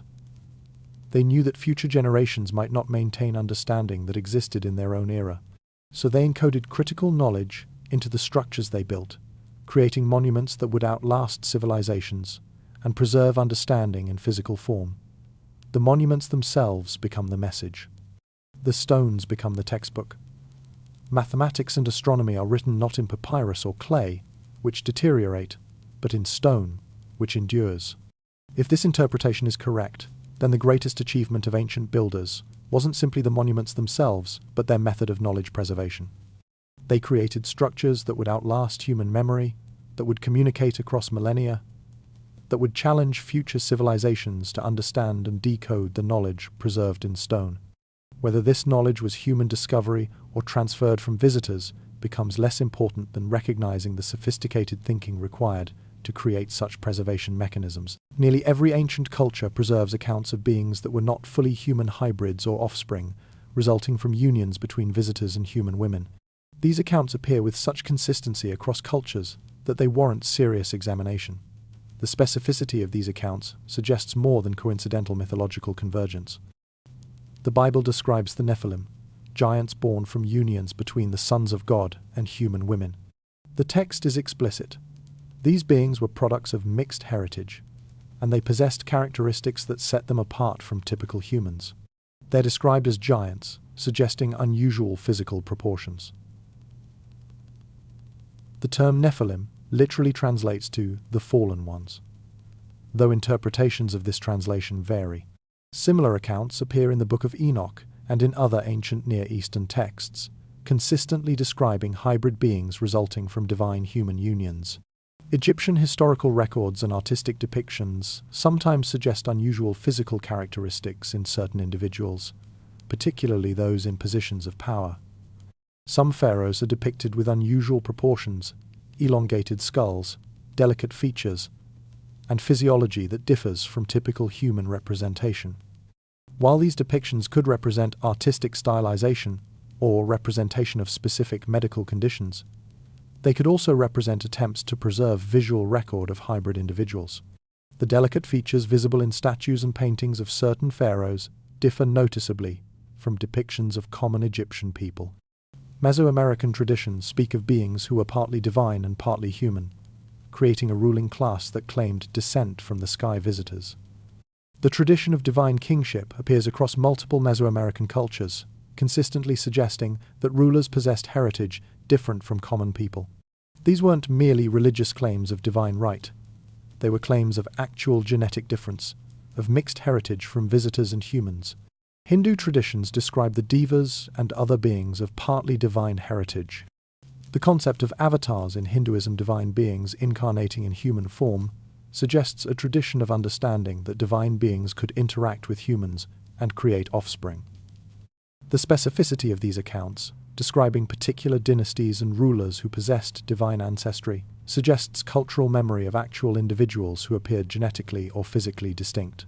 African traditions, particularly among certain African peoples, describe beings who possessed unusual characteristics and who mated with humans, creating offspring that formed ruling or priestly classes. These offspring are described as possessing abilities or characteristics that set them apart: greater intelligence, unusual physical capabilities, or other distinguishing features. What these traditions have in common is remarkable. They describe a specific scenario: visitors arriving, interacting with humans, creating offspring, and these offspring being distinguished by characteristics that set them apart from typical humans. The consistency of this scenario across unconnected cultures becomes difficult to explain through purely mythological convergence. It suggests either a universal human archetype about divine parentage, or it suggests that similar events actually occurred across different cultures. The genetic reality of such mixing is worth considering. If extraterrestrial visitors were genetically compatible with humans, or compatible enough that viable offspring could result, what would such offspring look like? They would inherit genetic material from both parents. If the visitors were related to humans evolutionarily, perhaps descended from a common ancestor at some distant point in the past, or perhaps possessing DNA similar enough to human DNA to permit genetic compatibility, viable hybrids could indeed result. Such offspring would display characteristics intermediate between the two parent species. Some might appear more visitor-like, others more human. Those that inherited more visitor characteristics would presumably also inherit whatever cognitive or physical advantages the visitors possessed. These individuals would likely be superior to full humans in certain respects, perhaps in intelligence, in physical capability, in longevity, or in other characteristics. Such individuals, if they appeared in ancient human societies, would be recognized as unusual and might become leaders, priests, or ruling classes. The concept of ruling classes claiming divine ancestry appears across virtually all ancient civilizations. The Egyptian pharaohs claimed descent from the gods. Babylonian kings claimed divine appointment. Mesoamerican rulers claimed descent from sky beings. Chinese emperors claimed the mandate of heaven. Indian rulers claimed descent from the devas. This was not mere political rhetoric. These were claims of actual genetic difference, claims that their blood was literally different from common people's blood. Modern understanding of genetics has largely dismissed these claims as mythology and political propaganda. But what if they represented actual genetic reality? What if certain ruling lines actually did possess genetic inheritance from the visitors? If this were the case, we'd expect to find genetic evidence. We'd expect to find genetic markers in descendant populations that don't match typical human genetic patterns. We'd expect anomalies in the genetic code that suggest external influence. Modern genetics is only now beginning to reveal certain anomalies in human genetic diversity that don't have clear evolutionary explanations within conventional frameworks. While mainstream geneticists attribute these to normal human variation and ancient migrations, an alternative interpretation is that they represent vestiges of genetic material transferred during hybridization with visitors. The accounts of hybrid beings serve another purpose in ancient literature. They appear in narratives that explain human advancement. The hybrids or their offspring are often credited with teaching humanity, with ruling wisely, with establishing civilization. This narrative pattern suggests that the hybrids, possessing genetic inheritance from the visitors, also inherited or were taught the knowledge that the visitors possessed. They became the conduits through which knowledge transferred from visitors to purely human civilizations. What's crucial to recognize is that the ancient accounts don't describe something strange or unique. They describe something that actually occurred in these cultures. The hybrids integrated into human society. They became rulers and teachers. They transferred knowledge they possessed to purely human populations. Then, gradually, through multiple generations, the genetic lines either died out, were absorbed into the general human population, or were deliberately prevented from continuing. Within a few generations, the visible distinction between hybrids and pure humans would fade as genetic material mixed throughout the population. This would explain why we don't find obvious evidence of non-human DNA in modern human populations. Any genetic material introduced during such hybridization would have been diluted through thousands of years of interbreeding.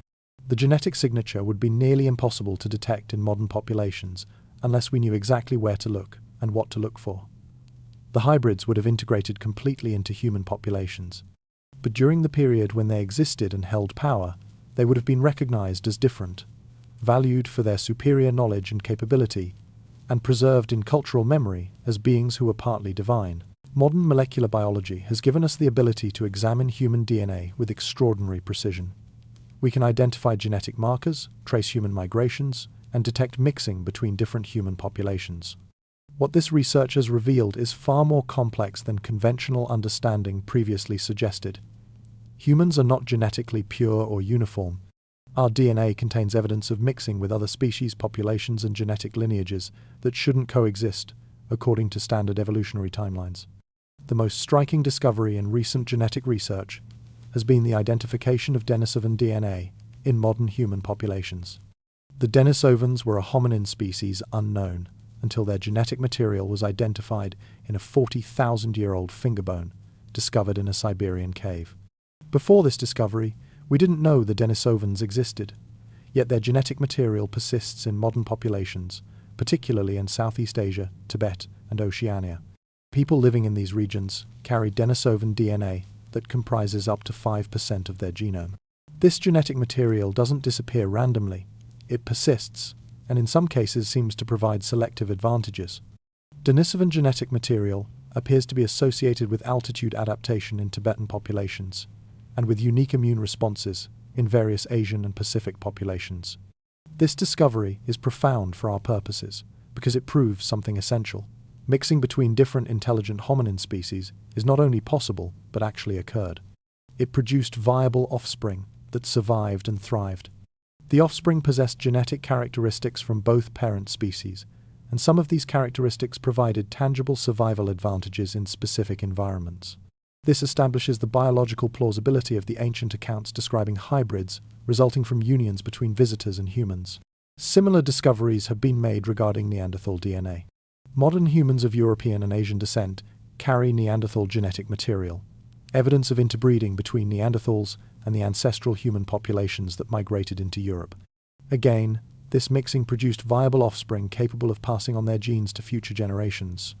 The genetic material has been diluted over 40,000 years of subsequent human reproduction, but it remains detectable in modern genomes. We are, quite literally, the products of hybridization with other intelligent species. Now, here's where the genetic picture becomes more intriguing. Recent research has identified certain genetic markers in modern humans that don't have clear evolutionary origins within conventional frameworks. Researchers have found genetic sequences that appear in human populations but don't have obvious parallels in chimpanzee or other primate genomes. These sequences are preserved in human DNA, passed down through generations, and they appear to serve some biological function. They're not simply junk DNA that would be easily lost. Yet their origin remains somewhat mysterious. Conventional explanations invoke normal mutation and evolutionary processes. But an alternative possibility is that these represent genetic material introduced into the human genome during ancient mixing with non-human intelligent species. In 2010, a comprehensive study of genetic variation in human populations revealed that African populations possess significantly greater genetic diversity than non-African populations. This is consistent with the out-of-Africa model of human migration. Humans originated in Africa, and as populations migrated to other continents, they carried only a subset of African genetic variation with them. However, some anomalies exist within this overall pattern. Certain genetic markers appear in non-African populations in ways that don't perfectly fit migration models. These anomalies could represent rare migration events, mixing with archaic populations, or other complex evolutionary scenarios. What becomes clear when examining modern genetic research is that human evolutionary history is far more complex than earlier, simpler models suggested. We've mixed with multiple other hominin species. We've been separated and recombined through migration. We've experienced genetic bottlenecks, where population size plummeted and then rebounded. We carry genetic material from populations we didn't even know existed until recently. The history of human DNA is a history of mixing, migration, and complex interactions. Given this complexity, the possibility that humans also mixed with other intelligent beings, whether they were visiting extraterrestrial species or unknown archaic human populations, becomes less implausible. If our genetic evidence already shows mixing with multiple unknown hominin species, what prevents the possibility of mixing with other species we haven't yet identified? The challenge with identifying extraterrestrial genetic material in modern humans would be substantial. First, we'd need to know what we're looking for. We'd need a reference genome from the visiting species to compare against. Without such a reference, detecting non-human DNA is like trying to find an unknown object in the dark. Second, any genetic material introduced 4,000 to 6,000 years ago, or whenever hypothetical contact occurred, would have been massively diluted by subsequent human reproduction. Within 50 generations, genetic material from a single individual would be distributed so widely that no single modern person would carry more than an infinitesimal fraction of the original DNA. However, if the visitors interbred extensively with humans and created a substantial hybrid population that then integrated into human civilization, the genetic signature might persist in certain populations more strongly. Perhaps populations descended from royal or priestly classes, the groups most likely to have originated from hybrid lineages, would show slightly higher concentrations of non-human genetic material. Perhaps we could detect unusual genetic markers clustering in certain populations, or showing patterns that don't fit standard evolutionary models. Genetic research hasn't specifically looked for this. But if researchers began systematically examining whether royal families and priestly classes from ancient civilizations show genetic characteristics that don't align with their respective populations, interesting findings might emerge. What's certain is that our genetic makeup is far more complex than we realized just decades ago. We're hybrid beings ourselves, carrying genetic material from species that ceased to exist tens of thousands of years ago. Our ancestors interbred with Neanderthals, Denisovans, and possibly other species we haven't yet identified. We carry this genetic legacy in our DNA. Given this reality, the ancient accounts of hybrid beings resulting from unions between visitors and humans appear less fantastical. They appear, instead, like potential descriptions of actual genetic events that shaped human populations. The question isn't whether hybridization is biologically possible. We know it is. The question is whether it actually occurred with visiting extraterrestrial beings. That remains speculative. But the genetic evidence certainly makes such a scenario biologically plausible in ways it wouldn't have seemed plausible before modern genetics revealed the true complexity of human genetic history. If extraterrestrial visitors made contact with ancient Earth, the evidence should include temporal markers.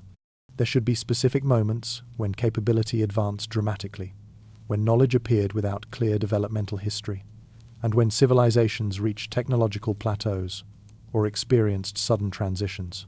Examining the archaeological record with an eye toward these patterns reveals intriguing possibilities. The most obvious moment of apparent contact, based on our earlier discussion, would be the emergence of Egyptian civilization in the Old Kingdom, roughly 2670 to 2180 BCE. Before this period, Egypt consisted of relatively simple agricultural societies. Then, relatively abruptly, the sophisticated civilization of the Old Kingdom emerged, complete with administrative systems, monumental architecture, advanced mathematics, and astronomical knowledge. If contact occurred, the Fourth Dynasty, the era of the Great Pyramid, would be the obvious time frame. But contact might have occurred earlier. Some researchers point to the emergence of civilization in Mesopotamia, with the Sumerians establishing cities and developing writing around 3200 BCE. The Sumerians possessed remarkably specific astronomical knowledge and mathematical sophistication that appears suddenly in the archaeological record. If knowledge was transferred during this period, it would explain the rapid emergence of Sumerian civilization.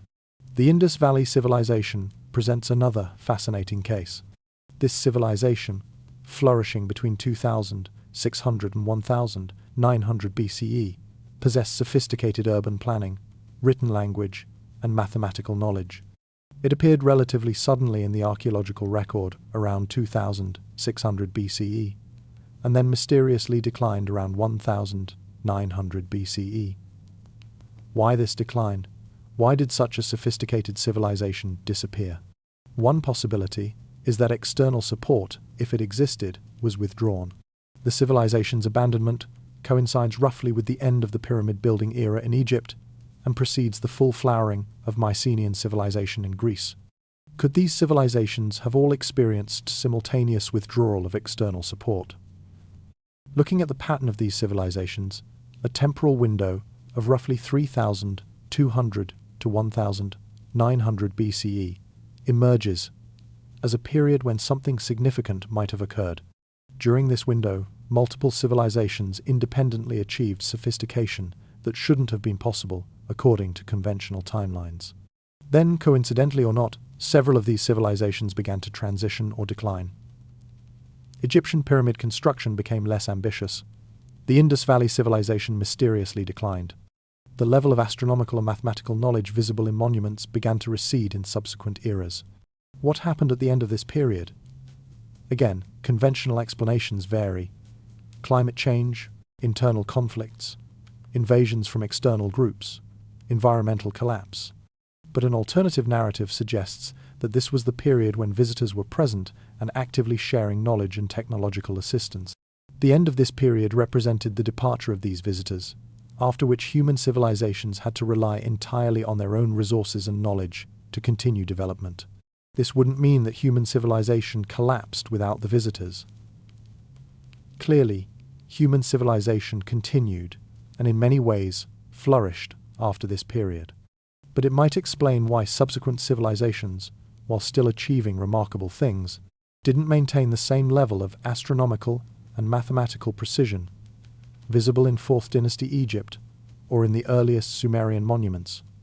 The knowledge was there, embedded in the monuments they'd already built, but the direct source of that knowledge, the visitors who possessed it, was no longer present.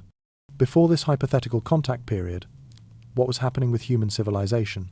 Archaeological evidence suggests that humans were already developing agriculture, creating settlements, and organizing into increasingly complex societies. Contact wouldn't have occurred with isolated hunter-gatherers, but with developing civilizations. This is consistent with the accounts in ancient texts. The visitors found humans already developing their own civilizations and provided assistance that accelerated this process. After this contact period, human civilization developed independently. The knowledge transferred by visitors was preserved, sometimes in monuments, sometimes in texts, sometimes in practices and rituals.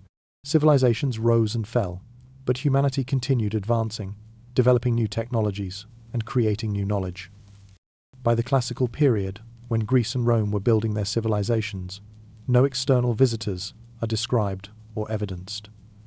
Human civilization was fully independent by this point. This temporal framework contact during the period from roughly 3,200 to 1,900 BCE, with the most intensive contact during the height of Egyptian pyramid building, around 2,500 BCE, would explain the archaeological patterns we observe. It explains the sudden appearance of advanced knowledge, the subsequent maintenance of that knowledge in various forms, and the eventual independence of human civilization as visitors departed. But when exactly did they arrive? And when did they leave? Ancient texts offer clues.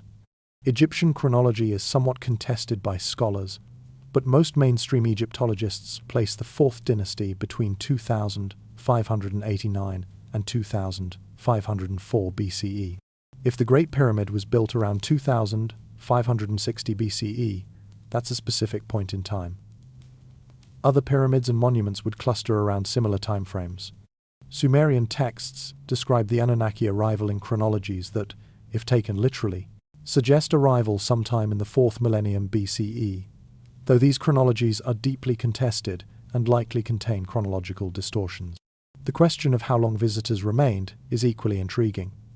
If they came around 3,200 BCE and departed by 1900 BCE, they would have been present for roughly 1,300 years. That's sufficient time to teach humans, to establish systems, to create hybrid populations, and to see those systems begin to flourish independently. After their departure, human civilization would have continued, relying on the knowledge they transferred and on continued human innovation. This timeline would mean that the visitors witnessed the flowering of Egyptian civilization in the Old Kingdom and saw it begin to transition before their departure. They would have seen the Indus Valley civilization reach its height and begin to show signs of stress. They would have departed before the rise of Greek civilization and well before the emergence of Rome. By the time classical Western civilization was developing, the visitors would have been long gone, and human development would be entirely self-directed. Examining ancient texts for clues about the visitors' motivations reveals a pattern that transcends cultural boundaries. The Sumerian accounts suggest resource acquisition as a primary motivation. The Anunnaki, according to these texts, came to mine gold. This suggests a practical, economic purpose, rather than missionary zeal or scientific curiosity. Gold, specifically, was valued by the Anunnaki for reasons the Sumerian texts describe in ways that modern interpreters find enigmatic. References to using gold for atmospheric or technological purposes suggest that the visitors needed gold for functions we might now understand through modern science, but which seemed incomprehensible to ancient peoples. If visitors did come to Earth seeking resources, gold makes an unusual target. While valuable to human civilization, gold's primary value is as decoration or as a medium of exchange uses that developed over time as civilization advanced. What would make gold specifically valuable to a visiting civilization? Possibilities from modern science include its conductive properties in electronics, its reflective properties for radiation shielding, or other technological applications. If visitors possessed technology requiring specific materials, they might indeed have targeted gold specifically. The Sumerian texts also describe the Anunnaki establishing themselves on Earth, building structures, organizing human labor for mining and construction. They didn't simply observe and leave.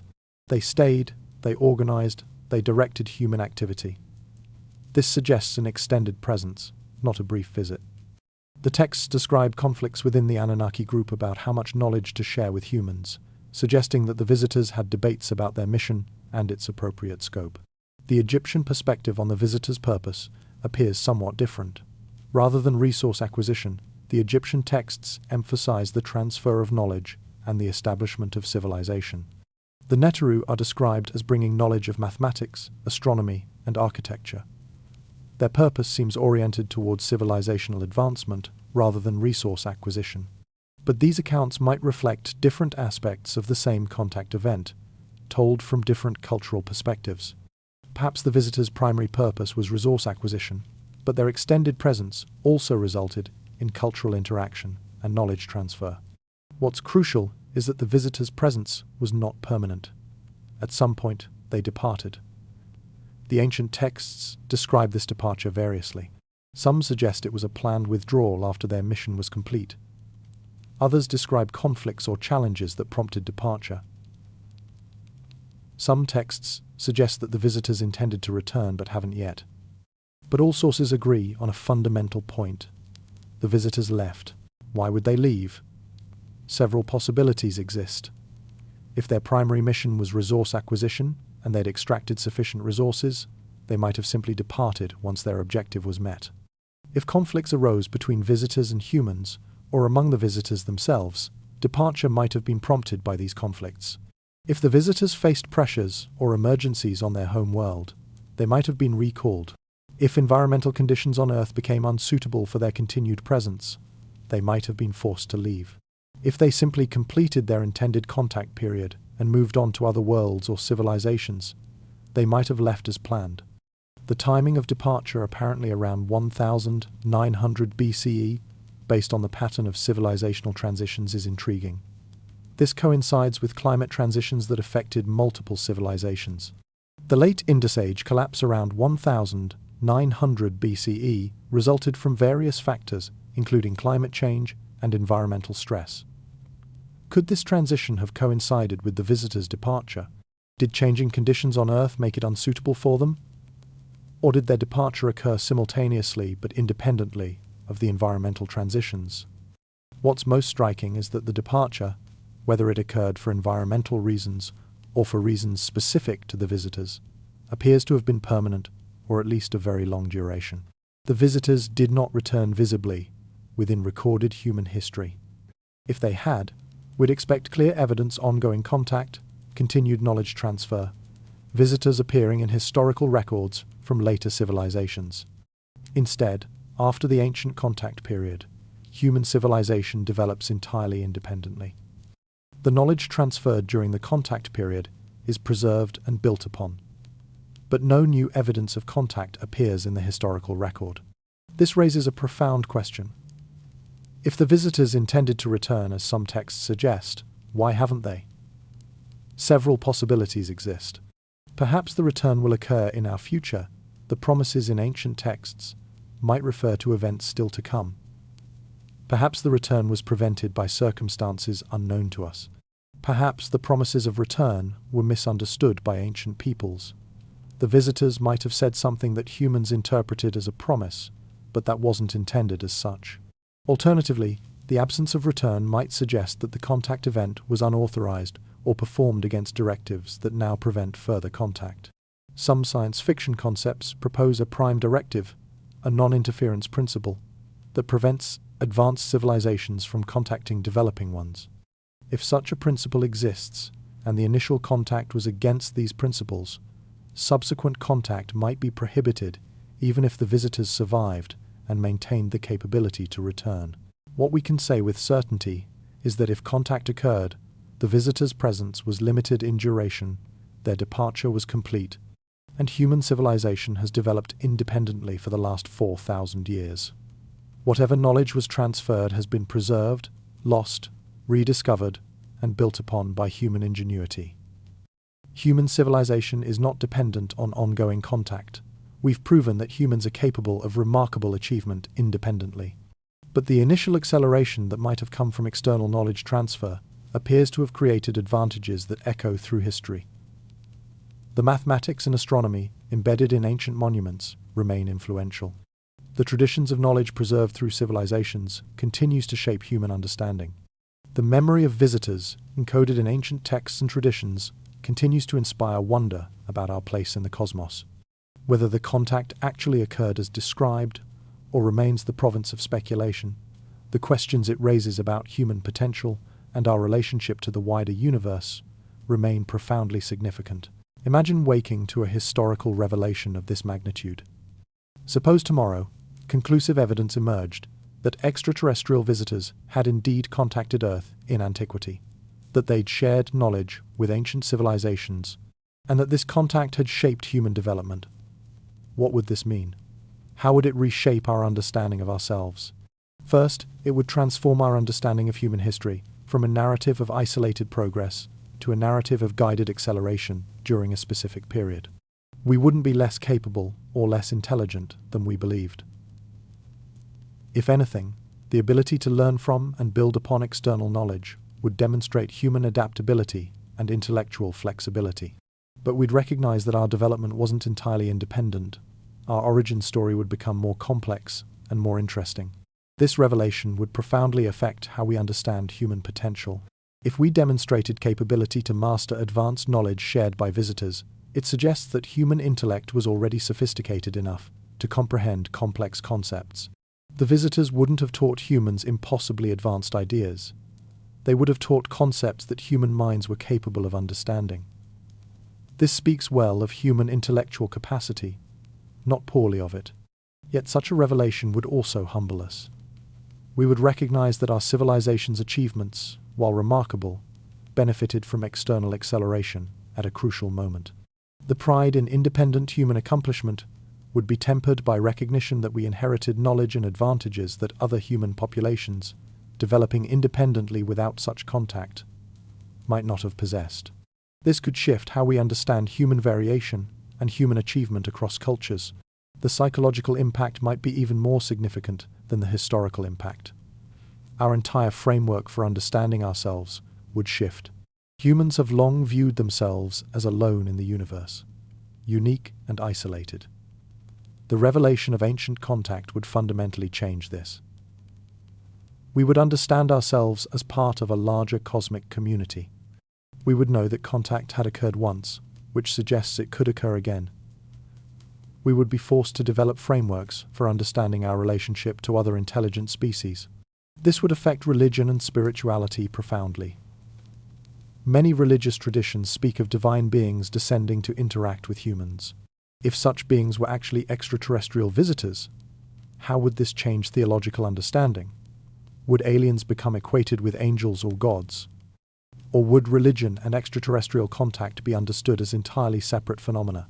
Different cultures and religions would respond differently, and this could create both fascinating dialogue and potential conflict. The implications for science would be substantial. We would understand that interstellar travel is possible if visitors achieved it, then the physics permits it. This would energize research into propulsion technology and space travel. We would understand that life exists beyond Earth. The visitors would be proof of this. This would revolutionize astrobiology and our search for extraterrestrial intelligence. We would likely accelerate our efforts to detect and communicate with other intelligent species. The implications for human self-image would touch on the deepest aspects of human identity. Are we fully human if we possess genetic material from other species? Are we a hybrid creation, or the inevitable product of evolution and interbreeding? Our entire sense of what it means to be human would require examination. These aren't merely abstract philosophical questions. They touch on identity, purpose, and human dignity. The implications for equality and human rights might be complex.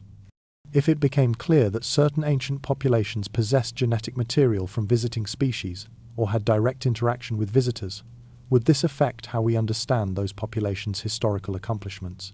Would acknowledging external assistance diminish the credit due to ancient peoples?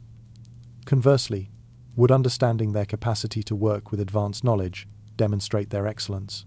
These questions would require careful navigation to avoid misusing genetic or historical evidence to justify prejudice. There would be practical implications as well. If we understood that advanced knowledge had been transferred in antiquity, we might search for encoded knowledge in ancient monuments more systematically. If mathematical and astronomical principles were intentionally embedded in structures for future discovery, we might devote resources to decoding these messages more carefully. We might find additional knowledge that visitors left for future civilizations. This could accelerate modern scientific understanding in specific domains. Perhaps most importantly, revelation of ancient contact would force us to develop frameworks for future contact. If visitors came once, might they come again? Should we be prepared? How should we respond? What protocols should we establish? These questions would move from the realm of science fiction into urgent policy questions that governments and international bodies would need to address. The possibility of future contact would become a factor in how we organize society and direct resources. The ancient astronaut hypothesis faces formidable objections from the scientific community, objections that deserve serious consideration. These aren't objections born from closed-mindedness, but from rigorous application of scientific principles. Understanding these objections helps clarify why mainstream science maintains skepticism toward the hypothesis, despite the intriguing evidence and patterns we've discussed. The most fundamental objection is based on probability and physics. The distances between stars are incomprehensibly vast. The nearest star system to Earth, Alpha Centauri, is approximately 4.37 light-years away. This means that light traveling at 186,000 miles per second requires 4.37 years to traverse the distance. A spacecraft traveling at the fastest speeds humans have achieved would require hundreds of thousands of years to reach Alpha Centauri. Even with theoretical propulsion systems such as warp drives or wormholes that might permit faster than light travel, these remain purely speculative. We have no confirmed evidence that faster than light travel is physically possible, despite what theoretical physics permits in principle. Given these distance barriers, the probability that extraterrestrial visitors actually reached Earth seems vanishingly small. The universe is vast, and while it likely contains other civilizations, the probability of any one civilization reaching Earth during a specific historical period seems astronomically low. This objection is powerful and should not be dismissed lightly. The burden of proof for something so improbable must be extraordinarily high. A second major objection concerns the evidence, or rather, the absence of definitive evidence. If visitors came and stayed for extended periods, they would almost certainly leave traces. We'd find spacecraft components, communication devices, or other artifacts that could not have been created by ancient humans. We'd find genetic material that clearly originated from off-world species. We'd find contemporary written records explicitly describing aliens rather than descriptions that can be interpreted as describing aliens. The absence of such definitive evidence is significant. An advocate for the ancient astronaut hypothesis must explain why visitors left no conclusive proof of their presence. The counter-argument that such evidence was lost, destroyed, or never existed because the visitors were careful about their impact requires accepting an additional layer of assumption beyond the primary hypothesis. Each additional assumption required to support a hypothesis reduces its probability and its explanatory power according to principles of scientific reasoning. The ancient astronaut hypothesis requires accepting not just that visitors came, but also that they came in ways that left almost no definitive evidence of their presence. A third objection concerns Occam's razor, the principle that simpler explanations requiring fewer assumptions should be preferred. The conventional archaeological explanation that humans built the monuments using human ingenuity, that astronomical knowledge developed through observation and mathematics developed through reasoning, requires fewer extraordinary assumptions than the ancient astronaut hypothesis. By this principle, the conventional explanation should be preferred unless evidence becomes overwhelming. The evidence we've discussed is suggestive but not overwhelming. It admits alternative explanations. Fourth, there's the concern that the ancient astronaut hypothesis discourages rigorous archaeological investigation. If researchers assume that unexplained monuments must result from alien activity, they lose motivation to solve the puzzle through conventional investigation. This could actually retard human understanding by replacing careful analysis with speculative assumption. This is not merely an abstract concern. There are documented cases of the hypothesis being used to dismiss the accomplishments of non-European civilizations, suggesting that their monuments couldn't possibly have been built by these peoples, and therefore must have been created by extraterrestrials. This use of the hypothesis has racist implications and has caused damage to the reputation of the entire field. Fifth, there's the problem of unfalsifiability. The ancient astronaut hypothesis is constructed in ways that make it difficult to prove false. If evidence supports the hypothesis, it's cited as proof. If evidence contradicts the hypothesis, believers suggest that the evidence was planted, destroyed, or misinterpreted. If no evidence exists, believers argue that the absence of evidence proves the hypothesis because the visitors were careful not to leave traces. This logical structure creates a hypothesis that cannot be disproven, which according to scientific principles means it cannot be tested, and therefore cannot be evaluated scientifically. Sixth, there's the issue of confirmation bias. Researchers seeking evidence to support the hypothesis tend to find it. When examining ambiguous evidence, they interpret it as supporting their hypothesis. The mathematical correlations in pyramids might be coincidental or might represent human mathematical discovery, rather than encoding of knowledge transferred from visitors. The astronomical alignments might result from independent human observation rather than transferred knowledge. The global narratives might represent universal human archetypes rather than memory of actual contact. All of these phenomena have conventional explanations that don't require invoking alien contact. These objections are substantial and intellectually respectable. They represent the legitimate skepticism that science maintains toward claims that require extraordinary evidence and extraordinary assumptions. A scientist reviewing the evidence we've discussed would reasonably conclude that while the phenomena deserve explanation, the ancient astronaut hypothesis is premature without more conclusive evidence. The skeptic would argue that more investigation using conventional methods might yet explain these phenomena adequately. The ancient astronaut hypothesis should remain a last resort, not a first assumption. Yet there's a counterpoint worth considering. Science has been wrong before about what's possible and what's impossible. Heliocentrism was rejected by mainstream science for centuries. Evolution was hotly contested. Quantum mechanics contradicted intuitive understanding, so dramatically that even brilliant physicists rejected it initially. Not every unconventional idea proves true, but some do, and distinguishing which ones requires openness to investigation while maintaining rigorous standards of evidence. The ancient astronaut hypothesis might be wrong, but dismissing it categorically without serious investigation might itself represent a failure of scientific open-mindedness. We've journeyed through evidence, through possibility, through objection and counter-argument. Now we must confront the question that underlies everything. What have we actually established, and what remains genuinely unknown? What we know with certainty, the Great Pyramid and other ancient monuments exist. They display mathematical precision, astronomical alignment, and engineering sophistication that we can measure and verify. These monuments were built in ancient Egypt. The techniques for their construction remain partially mysterious despite scholarly attempts to model them. Modern construction engineers have found the task of replicating them with ancient tools far more challenging than once assumed. These are facts, established through direct observation and measurement. What we know: ancient cultures, globally Egypt, Mesopotamia, India, Mesoamerica, and others, developed advanced civilizations with sophisticated mathematics, astronomy, and governance during similar historical periods. Some of these developments occurred independently, with no contact between cultures. Yet these cultures demonstrated similar architectural principles and similar astronomical knowledge.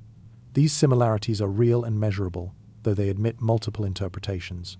What we know: nearly every ancient culture preserves narratives describing visitors from the stars who possess superior knowledge and who interacted with human civilization during its formative periods. These narratives are consistent enough across cultures to constitute a pattern worth acknowledging. Whether these narratives represent historical memory or universal mythological archetypes remains interpreted differently by different scholars. What we know: human genetic diversity is far more complex than previously understood. We carry genetic material from multiple other hominin species. Hybridization between different human species produced viable offspring. This establishes the biological plausibility of ancient accounts describing hybrid beings, even if we haven't confirmed that such hybrids actually existed. What we don't know: whether extraterrestrial visitors actually contacted Earth in antiquity. This remains speculative, despite the intriguing patterns of evidence. No conclusive proof exists either confirming or definitively disproving the hypothesis. What we don't know: why the precision visible in 4th dynasty pyramids was not maintained or exceeded in subsequent Egyptian development. Why apparently advanced knowledge seemed to fade rather than continue to be refined and improved. This remains genuinely mysterious, regardless of which explanation one prefers.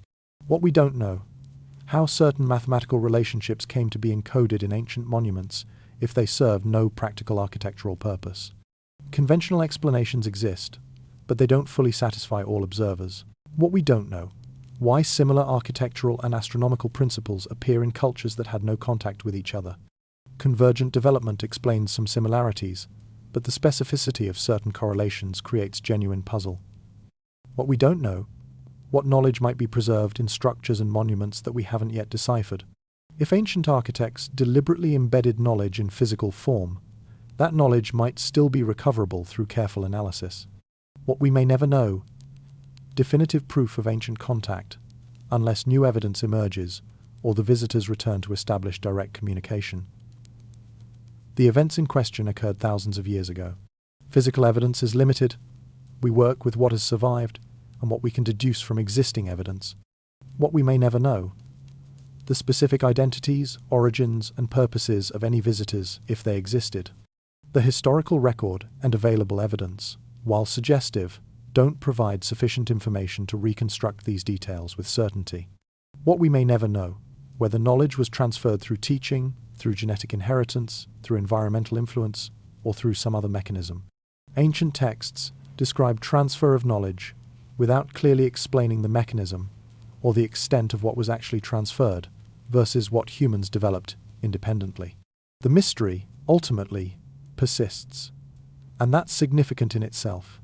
We live in an era of unprecedented scientific understanding. We've decoded the human genome, we've mapped the cosmic microwave background, we've identified gravitational waves, and yet some mysteries from our own planet's history remain genuinely unresolved. This teaches something important. Not all questions have been answered. Not all evidence has been fully interpreted. The world still contains room for discovery and wonder. Perhaps this is why the ancient astronaut hypothesis persists despite skepticism.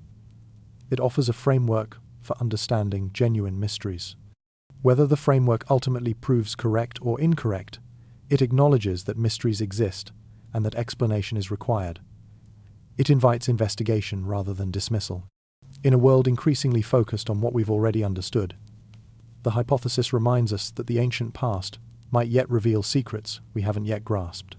The mysteries we've discussed in this documentary, the precision of ancient monuments, the global patterns of civilization, the consistency of ancient narratives, the anomalies in the archaeological record, these remain.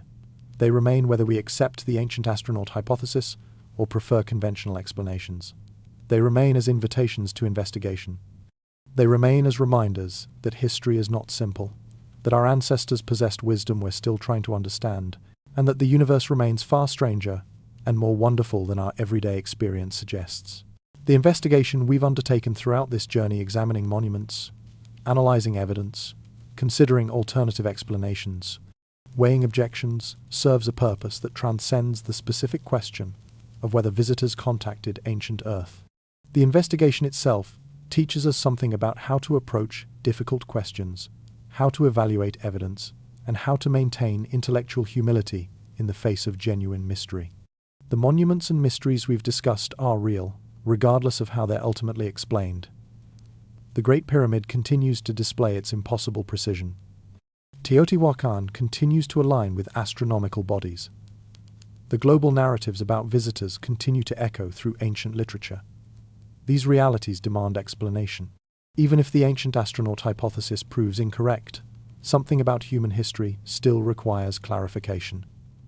We cannot simply ignore the evidence and return to comfortable certainty. This principle that mysteries demand investigation even when we're uncertain of the answers applies far beyond ancient history. It applies to our approach to unknown phenomena generally. Scientific progress has repeatedly shown that phenomena that seemed mysterious at one point yielded to investigation and eventually became understood. But if we approach mysteries with the assumption that they're unsolvable or unworthy of investigation, we remove the incentive to investigate them. The willingness to take mysteries seriously, to investigate them rigorously, and to remain open to unexpected answers remains crucial to scientific progress. For future contact, if it occurs, the lessons from ancient mysteries become especially relevant. If extraterrestrial visitors do make contact in the future, how would we recognize them? How would we communicate? What frameworks would we use to understand beings with potentially radically different biology, psychology, or values? Our experience with human diversity suggests that we struggle even to communicate across human cultural boundaries. Communicating with a fundamentally non-human intelligence would present challenges we haven't fully prepared for. Yet we do have examples in our own history of cultures attempting to communicate despite vast differences in knowledge and worldview. When Spanish conquistadors encountered Mesoamerican civilizations, communication occurred despite profound differences. When Pacific explorers encountered island civilizations, communication and cultural exchange followed. These examples show both the possibilities and the dangers of contact between cultures at vastly different technological levels. If future contact occurs, these historical examples would prove instructive. The investigation into ancient mysteries also teaches us about the importance of respecting human achievement across cultures. The monuments we've discussed represent genuine accomplishments by the peoples who created them. Whether they received external assistance or developed independently, the achievement remains impressive. Visiting these monuments and considering how they were created should inspire awe at human capability and creativity.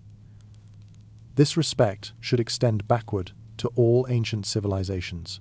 Every culture has contributed to human knowledge. Every civilization has developed understanding and created beauty. The investigation into mysteries should honor this heritage, rather than diminish it by suggesting that only extraterrestrial beings could accomplish certain things. At the deepest level, the investigation into ancient mysteries and the question of extraterrestrial contact speaks to fundamental questions about human nature and human potential. Are we capable of extraordinary achievement? History suggests yes. Can we learn from knowledge transferred by others? History suggests yes.